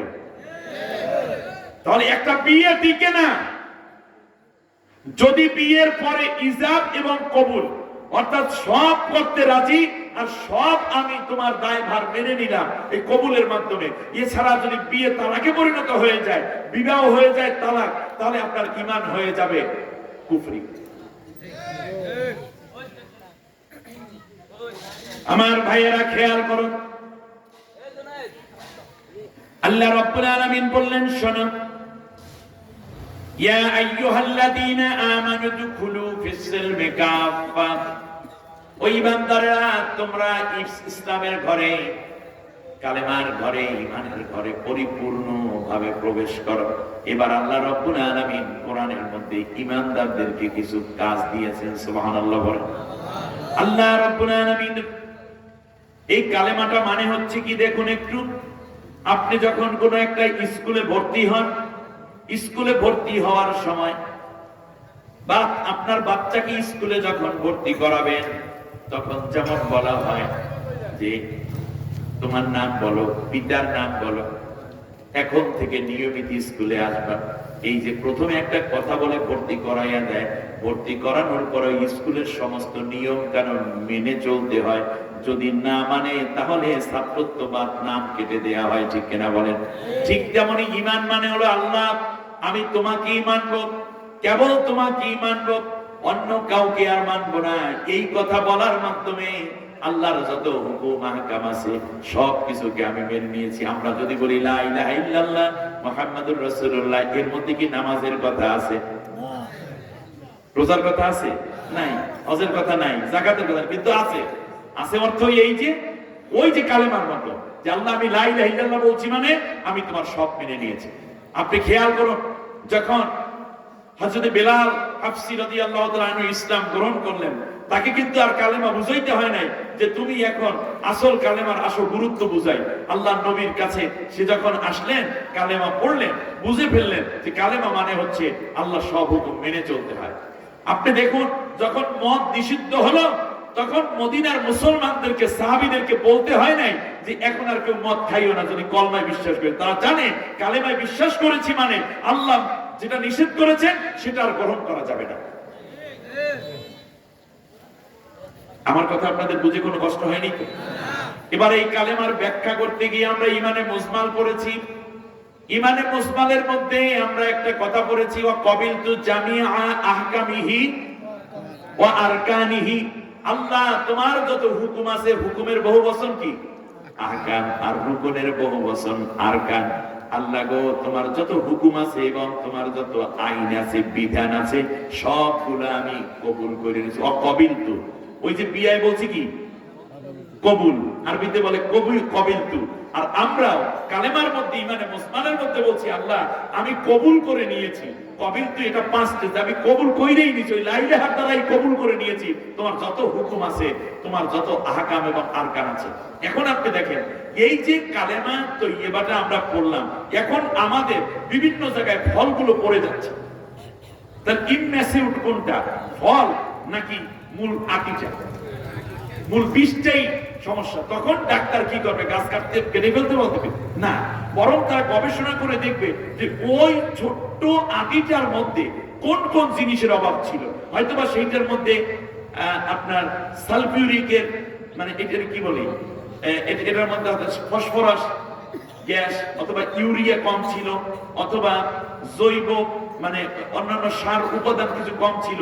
ওই আনুপাতিক হারে ওই জিনিসগুলা বলবে যে গাছের গোড়ায় 1 ফিট গোড়া করে গাছ থেকে 1 ফিট দূরে আধা ফিট গর্ত করে তারপর আপনি এই সারগুলো দেন। সারগুলো দিলে ওই যে শিকড়গুলো আছে ওইগুলা এটাকে টেনে টেনে নিয়ে মূলত গাছের কাণ্ডের মধ্যে এটাকে জড়ো করবে, যেই জায়গাটায় আদিটা ছিল। ওইটা দেওয়ার পর পরের বছর থেকে দেখবেন ফল হবে, কিন্তু ঝরে পড়বে না। চিকিৎসা করা হইল ফলের নাকি গাছের নাকি আটি? আটি। তাহলে আমাদের কালেমাটা গাছটা কত বড়, 100 হাত উঁচা, 4 পাশ হইল মনে করেন 500 হাত বেড়, হ্যাঁ, কত বড় বড় মোটা মোটা ডাল, কত বড় কাণ্ড, কিন্তু বের হয়েছে কোনটা থেকে? অনেক বড় কিছু থেকে না ছোট্ট একটা আটি থেকে? গোটা গাছের মধ্যে যদি সমস্যা হয় মনে করতে হবে সমস্যাটা ছোট আটিটার মধ্যে ছিল। অতএব আমার জীবনে কত কাজ, কিন্তু কালেমাটা অনেক বড় না ছোট? তাহলে এই কালেমাটা লা ইলাহা ইল্লাল্লাহ মুহাম্মাদুর 24টা অক্ষর আনলে এই ছোট কালেমার মধ্যে গন্ডগোল ঢুকাইয়ে থাকার কারণে কেউ ঈমানদার হওয়ার পরে মুনাফিক হয়, কেউ মুনাফিক হয় ঈমানদার হওয়ার পরে মুশরিক হয়, কেউ রে আল্লাহ বলছেন এরা ঈমানদারই হয় না। সমস্যাটা কোথায়, গাছে না কালেমায়? কালেমা। এখন আল্লাহ তাআলা গুরুত্বটা কি, গুরুত্বটা যদি আমরা বুঝতে চাই তাহলে একটা ছোট্ট উদাহরণ আপনাদেরকে দিই, খেয়াল করেন। তা আমি যে কথা বলছিলাম, কোন সাহাবী ইমানদার হওয়ার পরে মদ যখন নিষিদ্ধ হলো, কোন সাহাবীকে বলতে হয় না যে তোমরা এখন থেকে মদ খাইও না, বহুত ফায়দা হবে। তার কারণ তারা জানে এটা আল্লাহর অর্ডার, আমি কালেমা পড়েছি আল্লাহর হুকুম মেনে নেওয়ার জন্য, সুতরাং আমি মদ খাওয়া আর আমার জন্য বৈধ হবে না। আমার কথা বুঝে আসছে আপনারা? যখন জানলো জিনা হারাম, সাথে সাথে আসহাবে আজমাইন এমন একটি রাষ্ট্র ব্যবস্থা কায়েম করলেন যেখানে জেনার শাস্তিও আছে, আবার নৈতিক শিক্ষাও আছে, প্রত্যেকে কোরআন জানে, সাথে সাথে জোর করেও তাদেরকে চেনা করানো যায় না, বরং প্রত্যেক নারীর পাহারাদার হয়ে গেছে প্রত্যেক মুসলমান সন্তান। আল্লাহু আকবার। আর আমার দেশে গাঁজাখোরদেরকে উৎখাত করার জন্য ঢাকা ইউনিভার্সিটির, এর নাম হলো সৌম্য না যেন কি, এই যে একটা বৌদ্ধ ছেলে সর্বমিত্র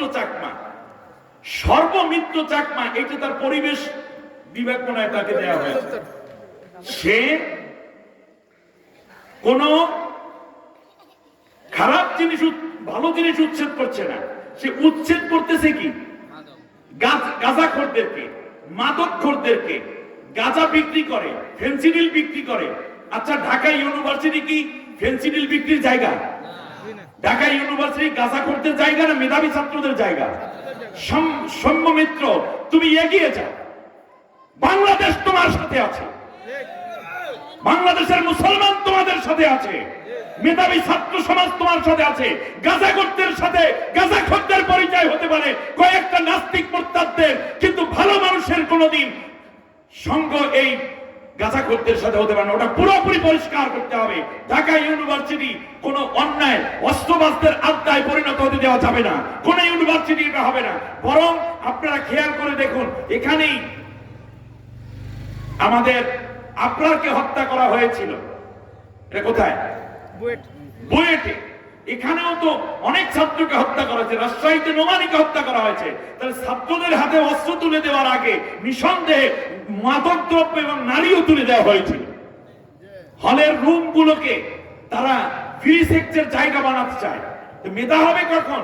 একদিকে মোবাইল আর একদিকে মাইয়ের দিকে তাকাই তাকাই তুমি গাছাও পাইয়ে গেলা, বাস সব পিল্লা বাবায় পাঠায় মেধাবী ছাত্রের জায়গায় মেধাবী হওয়ার জন্য, আর গাঁজা করে দেশ থেকে পালায়। পরবর্তীতে লাঠি, রামদা, হেলমেট, অস্ত্র এগুলো নিয়ে নামে। আর এই ভণ্ড নেতাগুলাই আমার দেশের মেধাবী ছাত্রীদেরকে ব্যবহার করে তারা বারবার ক্ষমতায় যেতে চায়, মেধা শূন্য হয়ে পড়ে আমার ইউনিভার্সিটি গুলো ভবিষ্যৎ অন্ধকার। সাহাবীগণ যখন কথা বললেন, নতুন করে তাদেরকে কিছু শিক্ষা দেওয়া লাগতো না। তারা জানেন এটা কালেমার হক। জিহাদের ডাক এসেছে, শুনেন না, বদরের ডাক এসেছে। বদরে যাওয়ার আগে প্রত্যেক সাহাবী রোজা রেখেছেন, তার কারণ দ্বিতীয় হিজরিতে বদর আর দ্বিতীয় হিজরিতে রোজা ফরজ। সাহাবীগণ 13 তারিখের ইফতার করলেন, মানে সাহারি খাইলেন, 13 রোজা রাখবেন। এই 13তম রোজার দিবসে সাহারি খেয়ে নবীর নেতৃত্বে রওনা করলেন 313 জন। কিছু দূর যাওয়ার পরে আল্লাহ নবী সাল্লাল্লাহু আলাইহি ওয়াসাল্লাম তার ব্যাগের মধ্য থেকে খেজুর তুললেন, সাহাবীদের হাতেও দিলেন এবং আল্লাহ নবী খেজুর খাওয়া শুরু করলেন। সাহাবীগণ আশ্চর্যান্বিত, নবী কি করলেন, ব্যাপার কি বুঝলাম না। আল্লাহ নবী বললেন, আজকে দিন কায়েমের সবাই বদরের যুদ্ধে যাচ্ছি, আজকে কোনো রোজা নাই, আজকে কাফেরদের বিরুদ্ধে লড়াই করতে হবে, এই জন্য শারীরিক ভাবে প্রস্তুতি শক্ত করতে হবে।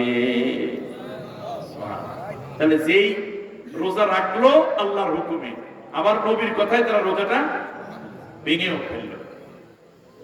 আবার দেখুন নামাজ শুরু হয়ে গেল, খন্দকের যুদ্ধ। যোহরের আযান দিলেন বেলাল রাদিয়াল্লাহু আনহু, নবী নামাজ পড়েন না। আবার আসরের আযান দিলেন বেলাল, নবী বললেন বেলাল আযান দাও, আযান আছে নামাজ নাই। নবী বললেন বেলাল এবং মাগরিবের ওয়াক্ত হলো, তুমি আযান দাও। আযান দিয়েছে, সবাই পরীক্ষা খননের কাজে ব্যস্ত, নবীও ডাকে না, কেউ আসেও না। ঈশা নামাজের ওয়াক্ত হলো, আল্লাহর রাসূল বললেন বেলাল তুমি আযান দাও। সাথে সাথে সাহাবীরা, আল্লাহ নবীর সাহাবী বেলাল রাদিয়াল্লাহু আনহু আযান দিলেন। নবী এবার বললেন সাহাবীরা সবাই কাজ রেখে ওযু করে আসো। এবার আল্লাহ নবী দাঁড়াইলেন, বেলালকে বললেন বেলাল ইকামত দাও। তখন রাত বাজে 9টা 10টার মতো হবে। আল্লাহ নবী বললেন সাহাবীরা এখন আমরা যোহরের নামাজ আদায় করব। রাত কখন?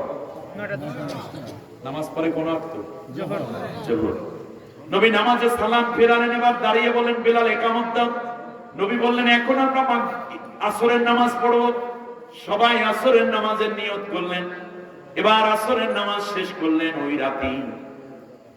এবার আল্লাহ নবী সাল্লাল্লাহু আলাইহি ওয়াসাল্লাম বললেন, বেলাল আযান দাও।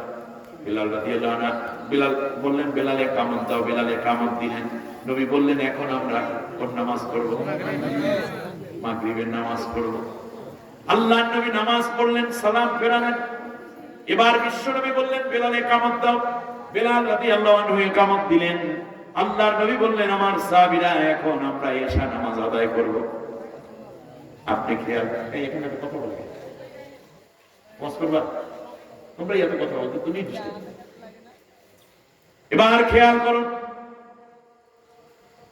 বিশ্বনবী সাল্লাল্লাহু আলাইহি ওয়াসাল্লাম যা করেছেন সাহাবীগণ প্রশ্ন করেন নাই। তার কারণ তারা জানেন লা ইলাহা ইল্লাল্লাহ মুহাম্মাদুর রাসূলুল্লাহ মানে নবীর বাইরে যাওয়ার কোনো সুযোগ নাই, আর আল্লাহর হুকুমের বাইরেও যাওয়ার কোনো সুযোগ নাই।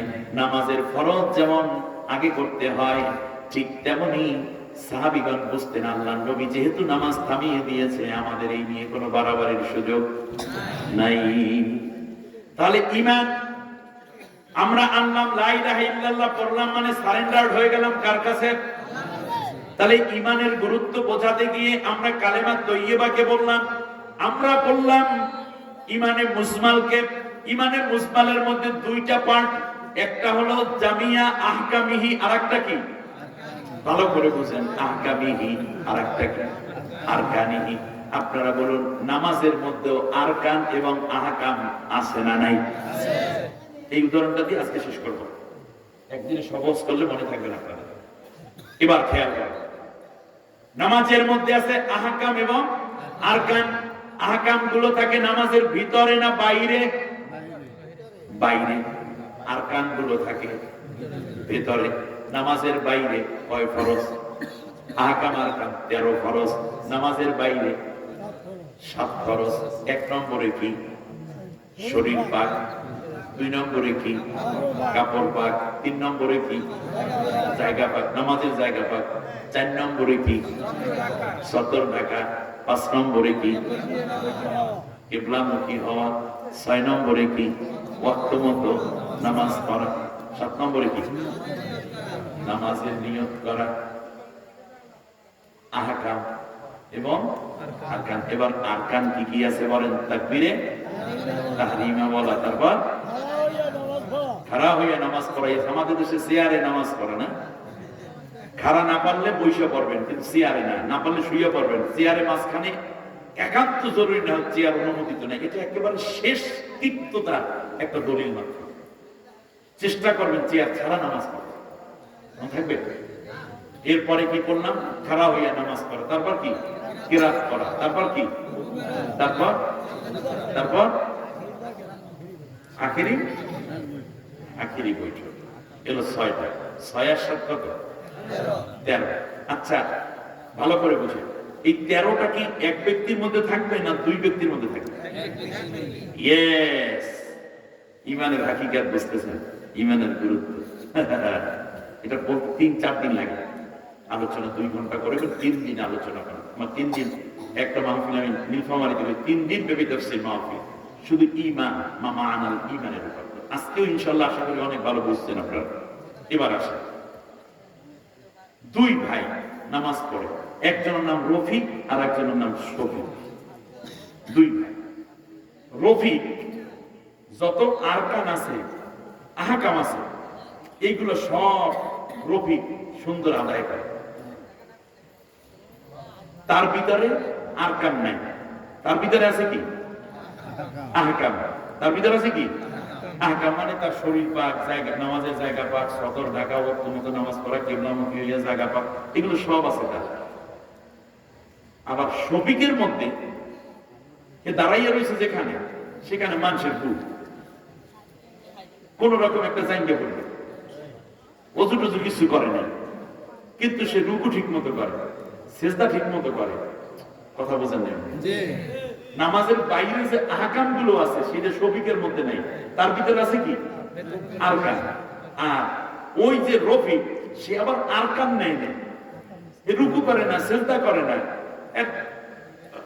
এই যে তেলা তেলা কেরাত পড়া কেবলামুখী হওয়া এগুলোর কিছু নেই, তার হইল একেবারে পরিপাটি একটা জীবন।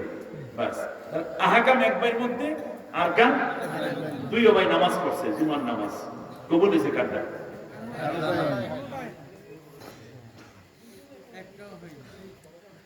একটাও হয়নি। এখন আপনাদেরকে আমি জানতে চাই, যদি দুইও ভাই নামাজ কবুল করাইতে হয় তাহলে কি করতে হবে? উভয়েরই যেই ভাইয়ের মধ্যে আহকাম আছে তার ভিতর দিতে হবে আরকান, আর যেই ভিতর আরকান আছে তার ভিতরে আনতে হবে আহকাম, তাহলে দুইও ভাই নামাজ কবুল হয়ে যাবে। আমাদের সমাজে আরকানুল মুসলিম আমরা আছি, আহকামুল মুসলিম হই নাই।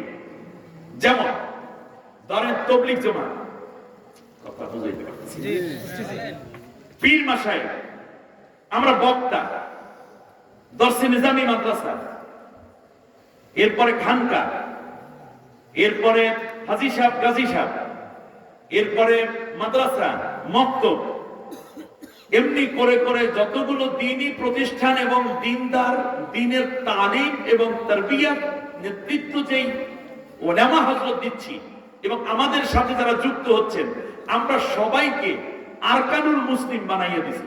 অর্থাৎ তাদের নামাজ আছে, এইটা কি জমিনের হক নাকি ব্যক্তির হক? ব্যক্তির হক। আরকান মানে ভেতরের জিনিস। জিকির এইটা কি সমাজের কাজ না ব্যক্তির কাজ? রোজা সমাজের কাজ না ব্যক্তির কাজ?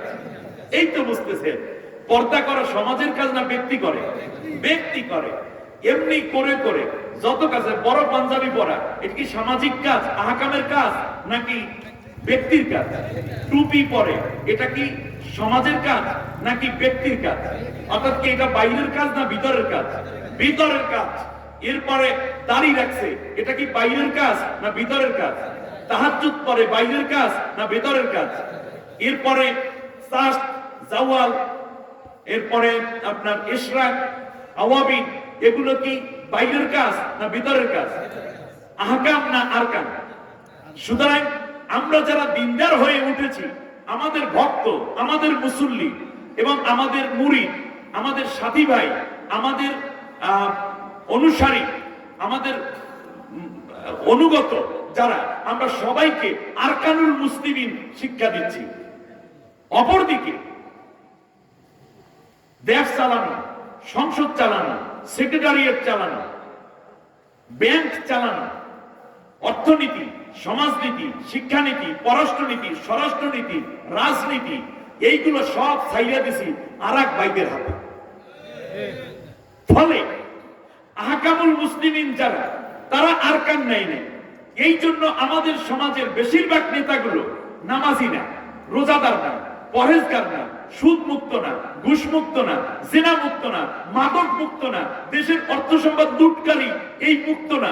এমনকি তারা সুদের বিরুদ্ধে, দুর্নীতির বিরুদ্ধে, ঘুষের বিরুদ্ধে, মদের বিরুদ্ধে সংসদে সুযোগ পাওয়ার পরেও কথা বলে না, কারণ তারা হইল আহকামুল মুসলিমিন, তারা হুকুম কায়েম করে। আর আমরা হইলাম আরকানুল মুসলিমিন।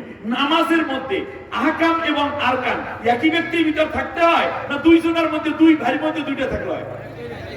এই জন্য আমরা যারা আরকানুল মুসলিমিন আছি, অর্থাৎ আমরা যারা খুব পরেজগার, দাড়ি আছে, টুপি আছে, পাঞ্জাবি আছে, জিকির আছে, ফিকির আছে, কোরআন জানি, হাদিস জানি, তাবলীগ করি, এরপরে বক্তা, খতিব, ইমাম, আমরা যখন এই আরকানুল মুসলিমিনরা ব্যাংকে যাই তখন সুদের উপর ঋণ আনতে হয়। মাদ্রাসার এমপিও করতে হইলেও ওই আহকামুল যিনি আছেন তার এই ঘুষ দেওয়া ছাড়া মাদ্রাসারও এমপিও হয় না। বিল করাইতে গেলে ঘুষ দিতে হয়।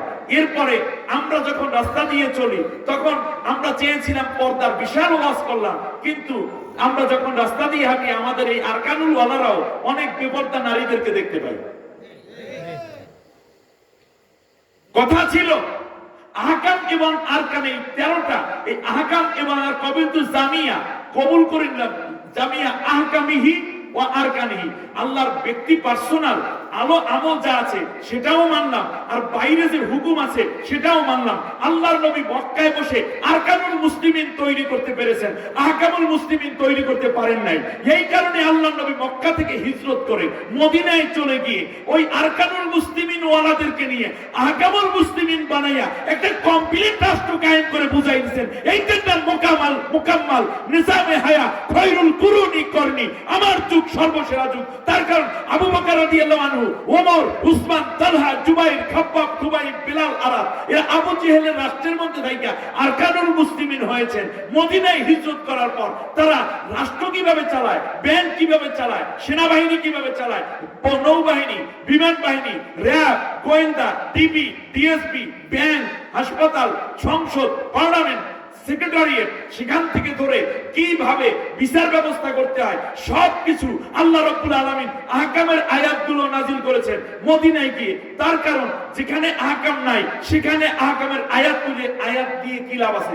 এখানে ব্যক্তি চরিত্র, আর্থিক চরিত্র, উন্নত চরিত্রবান হওয়ার জন্য যা দরকার আল্লাহ তাআলা মক্কার আয়াতগুলোতে নাজিল করেছেন। আর মদিনায় যাওয়ার পরে আল্লাহ রাব্বুল আলামিন দেশ চালানো, রাষ্ট্র চালানো, কারণ আরকাম তো হয়ে গেছে, এখন আহকাম দরকার। আমার স্বাধীনতার 54টা বছর হয়ে গেল, এখনো খানকার পীর কলব পরিষ্কার করতেছেন, এখনো আমার তবলিগের ভাই আপনি আসেন, বহুত ফায়দা লইয়া বসে আছি, কিন্তু আমার দেশে সুদ চলতেছে, দুর্নীতি চলতেছে, জিনা চলতেছে, ব্যভিচার চলতেছে, মাদক চলতেছে। আপনারা বলেন 54 বছর আগে যা চলতেছে এখন যে চলে, ওইটার থেকে এই তবলিগ করার কারণে, আমাদের ওয়াজ করার কারণে, পীর মাশায়েখদের তালিমের কারণে, মসজিদ হওয়ার কারণে, মাদ্রাসা হওয়ার কারণে মাদক দ্রব্য 20 বছর 40 বছর আগে যা ছিল তা দিন দিন কমতেছে নাকি বাড়তেছে? অন্যায়গুলো, খুন খারাপি, মিথ্যা মামলা, হামলা, জুলুম কমতেছে না বাড়তেছে? বেহায়া, বেপরদা, জিনা, ব্যভিচার কমতেছে না বাড়তেছে? দুর্নীতি, অন্যায়, সম্পদ লুণ্ঠন দিন দিন কমতেছে না বাড়তেছে? তাহলে আমরা তবলিগেও কাজ বাড়াইয়া দিলাম, ওয়াজের মধ্যে কাজ বাড়াইলাম, মসজিদ বাড়াইলাম, মাদ্রাসা বাড়াইলাম, খানকা বাড়াইলাম, মুরিদ বাড়াইলাম, কিন্তু এইগুলো বাড়ানোর ফলে ওইগুলো তো কমার কথা ছিল। তার কারণ আমরা যা বাড়াইছি এটা আরকানুল মুসলিমিনের কাজ বাড়াইছি, আহকামুল মুসলিমিনের কাজ বাড়াই নাই। আল্লাহর নবী সাল্লাল্লাহু আলাইহি ওয়াসাল্লাম এসে আরকানুল মুসলিমিনের কাজ 13 বছর করেছেন, বাকি 10 বছর আহকামুল মুসলিমিন করার কারণে তামাম দুনিয়ায় সর্বশ্রেষ্ঠ রাষ্ট্রনায়ক হয়েছেন মুহাম্মদ রাসূলুল্লাহ সাল্লাল্লাহু আলাইহি ওয়াসাল্লাম। খায়রুল কুরুনি করনি। হে আমার পীর সাহেব, শ্রদ্ধার সাথে বলছি, আমি দুই পীরের বলি, আমি ব্যক্তিগত জীবন, আমি 3 চিল্লার সাথে এখনো আর আরকানুল মুসলিমিন কেন দিবেন? আগামী দিনটা কমপক্ষে একটা বারের জন্য আহকামুল ইসলামের জন্য আত্মনিয়োগ করব। ঠিক আছে কিনা? একদিকে আসহাবে আজমাইন যেমন ছিলেন নৈতিক চরিত্রে উন্নত, ঠিক তার পাশাপাশি আল্লাহর কোরআনের আইন ও শাসন প্রতিষ্ঠায় তারা ঈমানের কারণে বের হয়ে পড়েছেন। ঠিক কিনা বলেন? ঈমানের উদাহরণ শুনবেন, ঈমানের দাবি কি জিনিস একটা উদাহরণ দেই। যখন ফরজ গোসল করার জন্য দাঁড়িয়েছেন পানির সামনে, এমন সময় ডাক এসেছে, কে গো আছো?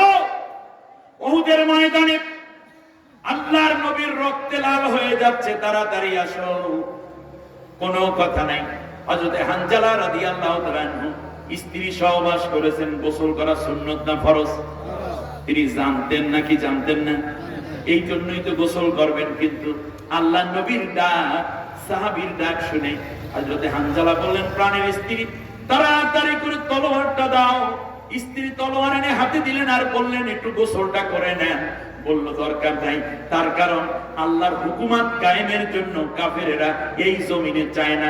আরকানুল মুসলিমিন হলে আপনি দেখবেন কোনো অসুবিধা নাই, আহকামুল মুসলিমিন হতে গেলেই আপনার জন্য বড় কষ্ট আসবে। পৃথিবীতে যত নবী রাসূল এসেছেন সবাই নির্যাতন সয়েছেন, তাদের কথা ছিল আলা লাহুল খালকু ওয়াল আমরু, সৃষ্টি যার আইন চলবে তার। এই ঈমানের দাবি পূরণ করার জন্যই তারা জিহাদের ময়দানে গেছেন, নাকি ক্ষমতার জন্য গেছেন? কারণ তারা জানে নামাজে যেই আল্লাহ সমাজেও থাকবে, সেই আল্লাহ কলব পরিষ্কার করেছেন,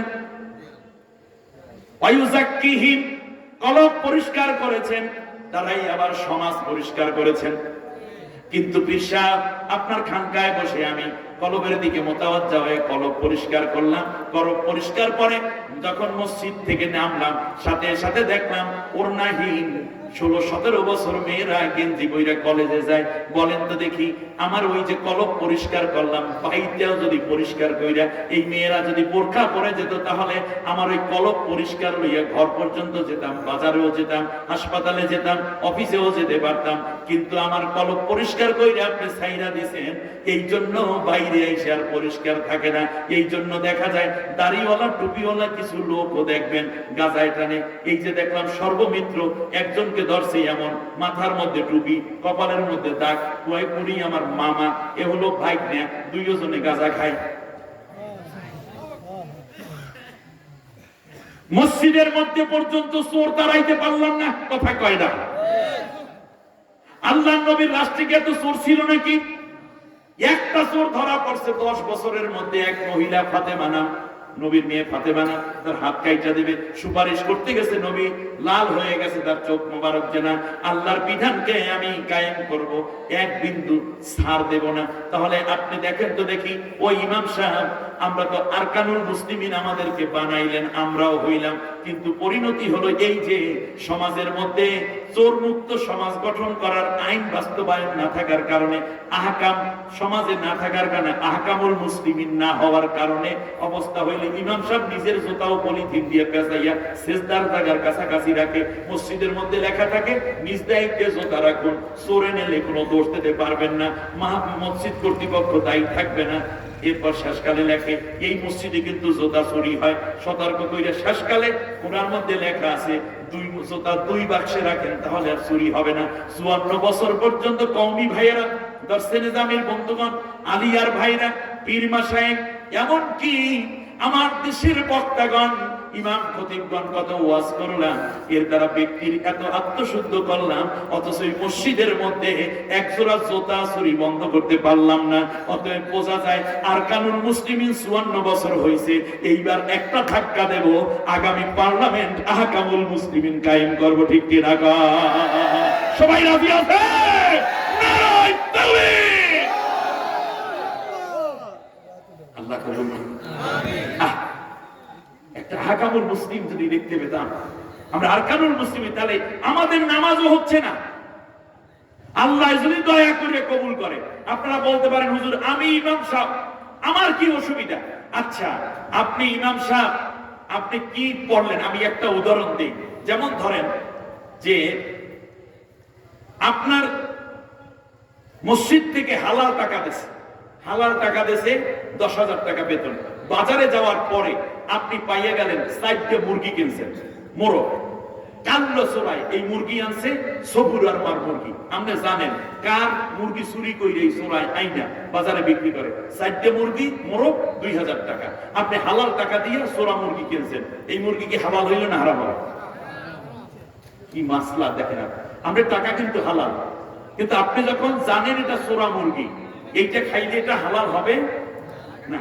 যদি এতটুকু বোঝেন, তাহলে আপনি বলেন ইমাম সাহেব, ও পীর সাহেব, ও বুজুর্গ, ও সাথী ভাই, ও চিল্লার সাথী ভাই, ও 3 চিল্লার সাথী ভাই, ও মুলকে সফরকারী ভাই, ও বুজুর্গানে দিন, ও আল্লাহর ওলি, ও হাজী সাহেব, আপনাকে আমি প্রশ্ন করি, আপনার গায়ের যেই জামা, আপনার যেই মুসাল্লা, আপনার যেই মাথার পাগড়ি, আপনার যেই টুপির কাপড়, এটা তো কোনো না কোনো ইন্ডাস্ট্রিতে তৈরি হয়েছে নাকি? ইন্ডাস্ট্রিজের মালিক 1 কোটি টাকা সুদের উপরে ব্যাংক থেকে ঋণ আনছে, কথা বলেন না, সুদ ছাড়া তো আনতে পারে না, তাই সুদের উপরে ঋণ নাই না।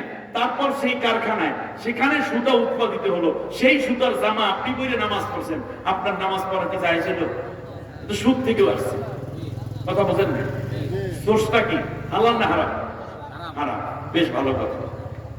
তাহলে আপনি জানলেন এইটা সুদ, এরপরেও আপনি সেইখান থেকে কাপড় কিনলেন। আর এর বাইরে যদি যায়, আপনার সভাপতি আপনার 1,000 টাকা মাসিক বেতন দেয়, সেক্রেটারি দেয় 500, ক্যাশিয়ার দেয় মনে করেন 300, এরপরে এলাকাবাসী দেয়। কিন্তু এই ক্যাশিয়ার, সভাপতি, এরা যদি হয় সুদী ব্যাংকের সাথে জড়িত অথবা কোনো দুর্নীতির সাথে জড়িত, আপনার খাওয়ায় ভালো 1,000 টাকা কসকসা নোট দেয়, কিন্তু আপনি কি জানেন এই বেতনও আপনার জন্য হালাল না হারাম?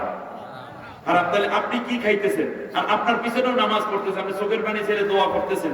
এখন আমার কথা হলো, বলতে পারেন যে হুজুর বাঁচার উপায় কি? বাঁচার উপায় একটাই, সেটা হচ্ছে আল্লাহর নবী মক্কায় 13 বছর যখন ছিলেন তখন আইন মানছে কার? না, আবু জেহেলের রাষ্ট্রের যে আইন, সেই আইন মেনে নবী চলতে বাধ্য ছিলেন।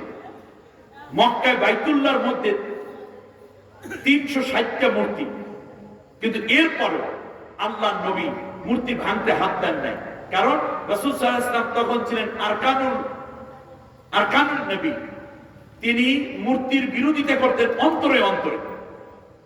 তার প্রমাণ হইল মক্কা বিজয়ের পর রাসূল সাল্লাল্লাহু আলাইহি ওয়াসাল্লাম মূর্তি রাখছে, তাই নবী মূর্তির পক্ষে ছিলেন না। তার প্রমাণ মিলছে কখন? অষ্টম হিজরিতে মক্কা বিজয়ের সময়। অথচ আল্লাহর নবী 13 বছর এই বাইতুল্লাহর সামনে আল্লাহর ইবাদত করলেন, তওয়াফ করলেন, অথচ মূর্তি ছিল ভেতরে, কিন্তু মূর্তি তিনি পক্ষে ছিলেন না। অতএব আপনি বলতে পারেন যে হুজুর করবোটা কি? করার রাস্তাটা তৈরি করে দিয়ে গেলাম, শুধু যদি ভালো লাগে আমলে নিয়ে নিয়ে। সেটা হচ্ছে এই যে আল্লাহ তাআলা সুদ ছাড়া তো ব্যাংক কমই আছে, ইসলামী ব্যাংক কয়েকটা মাত্র আছে। আল্লাহ তাআলা আমি পুরোপুরি হালাল জিন্দেগি যাপন করতে পারি, ইসলামী রাষ্ট্র ছাড়া পুরোপুরি হালাল জিন্দেগি, ইমানি জিন্দেগি যাপন করা যায় না। অতএব রব্বুল আলামিন আমি চাই সুদ মুক্ত বাংলাদেশ হোক, আমি চাই ঘুষ মুক্ত অফিসার থাকুক, আমি চাই দুর্নীতি মুক্ত সরকার থাকুক, আমি চাই মাদক মুক্ত দেশ হোক। অতএব যারা চায় সুদ মুক্ত অর্থনীতি, যারা চায় মাদক মুক্ত বাংলাদেশ করতে, যারা চায় দুর্নীতি মুক্ত অর্থনীতি করতে, যারা চায় জিনা মুক্ত বাংলাদেশ করতে, যারা চায় ক্রস কোয়ার্টার মুক্ত বাংলাদেশ হবে, আমাদের নারীরা, আমাদের মায়েরা হালাল কর্মসংস্থানে যাবে, জেনা ব্যভিচারে লিপ্ত হবে না, এই কাজগুলো যারা চায় আমরা তাদের পক্ষে থাকবো। ওই পক্ষে থাকার দ্বারাই বোঝা যাবে যে আল্লাহ ওই কাজ আমি করেছিলাম, কিন্তু ওর পক্ষে তো আমি ছিলাম না, কারণ আমি ওই পক্ষে সমর্থন দেই নাই। যারা ওই কাজ করতে চায় আমরা তাদের পিছনে স্লোগানও দিই, বরং যারা এদের বিপরীত শক্তি আমরা তাদের সাথে ছিলাম। ওই থাকাটাই কিয়ামতের দিন আমার আপনার নাজাতের ওসিলা হবে। যে আল্লাহ আমি তো এটা চাইনি। আল্লাহর নবী মক্কায় বাইতুল্লাহ তওয়াফ করেন, কিন্তু নবী মূর্তি চেয়েছেন? তিনি তো বলছেন লা ইলাহা ইল্লাল্লাহ, মানে এক আল্লাহ। মূর্তির কথা তো এখানে নাই, কুল হুয়াল্লাহু আহাদ, মূর্তির কথা তো নাই। এই নাই যে সেটার প্রমাণ দিয়েছেন অষ্টম হিজরিতে। অথচ 13 বছর আল্লাহর নবী এই বাইতুল্লাহর চারপাশে তওয়াফ করেছেন, ভিতরে ছিল কি? অথচ তিনি ছিলেন আরকানুল মুসলিম। অতএব আমি মনে করি আসুন এই কালেমাটা যে গুরুত্ব, এইটা আমরা বুঝে নেই। যখন মক্কা বিজয় হলো, হিন্দা আপনারা চিনেন, হযরতে আমির হামজা রাদিয়াল্লাহু তাআলা আনহুকে হত্যা করা হয়েছে যে নারীর নির্দেশে। ওহাসি নামক এক লোক তাকে হত্যা করেছে, এই জন্য সে ফিট করে রেখেছে। হত্যার পরে আমার দিকে তাকান, হামজা রাদিয়াল্লাহু তাআলা, আমির হামজা রাদিয়াল্লাহু আনহু নাক কেটেছে, চোখ উঠাইছে, কান কেটেছে, দাঁতগুলো পাথর দিয়ে ছুটাইয়া ফেলছে মারি থেকে, ঠোঁট কেটেছে, আঙ্গুলগুলো কেটেছে, হাত পায়ে, তারপরে গুপ্তাঙ্গ কেটেছে, বুক ফেরে কলিজা বের করে সেই কলিজা চিবাইছে। আর এই যে কর্তৃত অঙ্গগুলো আছে এইগুলো দিয়ে মালা বানাইয়া তারপর উহুদের ময়দানে নাচতেছিল এই হিন্দে। আল্লাহ নবী মক্কা বিজয়ের সময় বললেন তোমাদের কারো উপর আমার অভিযোগ নাই, কিন্তু 14 জন, তার মধ্যে হিন্দা ছিল একজন, ওকে যেখানে পাবা সেখানে হত্যা করবা। হিন্দা চিন্তা করলো যে আমি এখানে অন্য কোন সাহাবীর হাতে ধরা দেব না, আমি সরাসরি মুহাম্মাদের কাছে চলে যাব। বোরকা পরেছে, আমাদের দেশ থেকে অনেকে পালাইছে কিন্তু বোরকা গায়ে দিয়ে। এবারে হিন্দার নারীদের কাতারে দাঁড়াইছে, নবীর চারপাশে সাহাবী বসা, নবীজি সাল্লাল্লাহু আলাইহি ওয়াসাল্লাম নারীদেরকে বায়াত দিচ্ছেন। এমন সময় হিন্দা নবীজির সামনে এসে বোরকার নিকাবটা খুলে ফেলেছে। আল্লাহর নবী মুখ ফিরিয়ে নিয়ে জিজ্ঞেস করলেন এটা কি হিন্দা নয়? হযরত ওমর রাদিয়াল্লাহু আনহু তলোয়ার বের করে ঘাড়ের মধ্যে মারবে। নবীজি বললেন না, আমি রহমাতুল লিল আলামিনের কাছেও কেউ এসে যদি হত্যার সম্মুখীন হয় তাহলে আল্লাহ আমাকে রহমতের আধার করলেন কি? আমি একটু জিজ্ঞেস করি হিন্দাকে, নবীজি জিজ্ঞেস করি হিন্দা তুমি কেন এসেছো? হিন্দা গাও থরথর করে কাঁপছে, বললো যে আমি কালেমা পড়ে মুসলমান হওয়ার জন্য এসেছি। বিশ্বনবী সাল্লাল্লাহু আলাইহি ওয়াসাল্লাম বললেন তাহলে আর তোমাকে কেউ হত্যা করবে না। তুমি পড়ে নাও লা ইলাহা ইল্লাল্লাহু মুহাম্মাদুর রাসূলুল্লাহ। সুবহানাল্লাহ। কালেমা পড়লো হিন্দা, এখন কেউ তাকে আর হত্যা করবে না, মারবে না, তিরস্কার করবে না। 2-4 কদম সামনে গিয়ে হিন্দা এবার দাঁড়িয়ে গেলেন, বিশ্ব নবীর দিকে ফেল ফেল করে তাকায়, চোখের পানিতে হিন্দা বুক বাসায়। নবী জিজ্ঞেস করলেন, এখন কি ওমর তোমাকে তা ধাওয়া করবে না? আবু বকর, আলী, উসমান কেউ তোমাকে তলোয়ার দিয়ে কোপ দিবে না, সামনে চলে যাও। বহু নারীরা এখনো বাকি, তাদেরকে বায়াত দিতে হবে। হযরত হিন্দা বলল, ইয়া রাসূলুল্লাহ, একটা আবেদন করতে চাই, একটু বলতে চাই। বলে, বলো। কালেমা পড়ার কারণে এই পৃথিবীতে আমাকে কেউ আর মারবে না, কিন্তু আমার তো একদিন মরণ হবেই হবে। আমি যেই জঘন্য কাজ করেছি, একজন মর্দে মুজাহিদ বীরকে আমি হত্যা করেছি উহুদের ময়দানে। এরপরে আমি লাশকে বিকৃত করেছি, মনের ঝাল, পিতৃ হত্যার প্রতিশোধ নিতে গিয়ে আমি কাজগুলো করেছিলাম। আমি যে এত বড় জঘন্য কাজ করেছি, ওই কাজের ফলে আমার যে গুনাহ হয়েছে, সেই গুনাহগুলো কি আল্লাহ মাফ করে দিবেন? যদি সেই গুনাহগুলো মাফ না হয়, তাহলে আজকে ওমরের তলোয়ার থেকে আমার বেঁচে কি লাভ? আলীর ধমক থেকে বেঁচে কি লাভ? উসমানের তিরস্কার আর আবু বকরের তিরস্কার থেকে বেঁচে আমার কি লাভ গো নবী? আল্লাহর নবী বললেন, হিন্দারে, তুমি জানো না, কোন মানুষ যখন ইখলাসের সাথে আল্লাহর বিধান মেনে নেয়ার জন্য ইমানের গুরুত্ব বুঝে যদি কেউ একবার লা ইলাহা ইল্লাল্লাহু মুহাম্মাদুর রাসূলুল্লাহ বলে, আল্লাহ রাব্বুল আলামিন একবার কালেমা পড়ার বরকতে তার আগের জীবনের সব গুনাহগুলো মাফ করে দেন। হিন্দার মতো এক জঘন্য নারী কালেমা পড়ে মাপ পেয়ে গেলেন, তার বাকি জীবন ইসলামের পথে কাটালেন। আমরা আজকে এখন কালেমা পড়ব, আর বাকি জীবন আহকাম আরকান সব আল্লাহর পথে হবে। এই কোরআনের মধ্যে 500টা হুকুম আছে, আল্লাহ একটাও বাংলাদেশে কায়েম নেই। আগামীর পার্লামেন্টে কি আল্লাহর কোরআনের হুকুমের পক্ষে যারা কথা বলে, আমরা কি তাদের সাথে থাকবো না? আল্লাহ আমাদের সবাইকে কবুল করুন, বলেন আমিন। সবাই বলেন আমিন। সুবহানাকাল্লাহুম্মা বিহামদিক, আশহাদু আল্লা ইলাহা ইল্লা আনতা, আস্তাগফিরুকা ওয়া আতুবু ইলাইক। নামাজের সূরতে সবাই বসে একবার আলহামদু, 3 বার কুল হু আল্লাহু।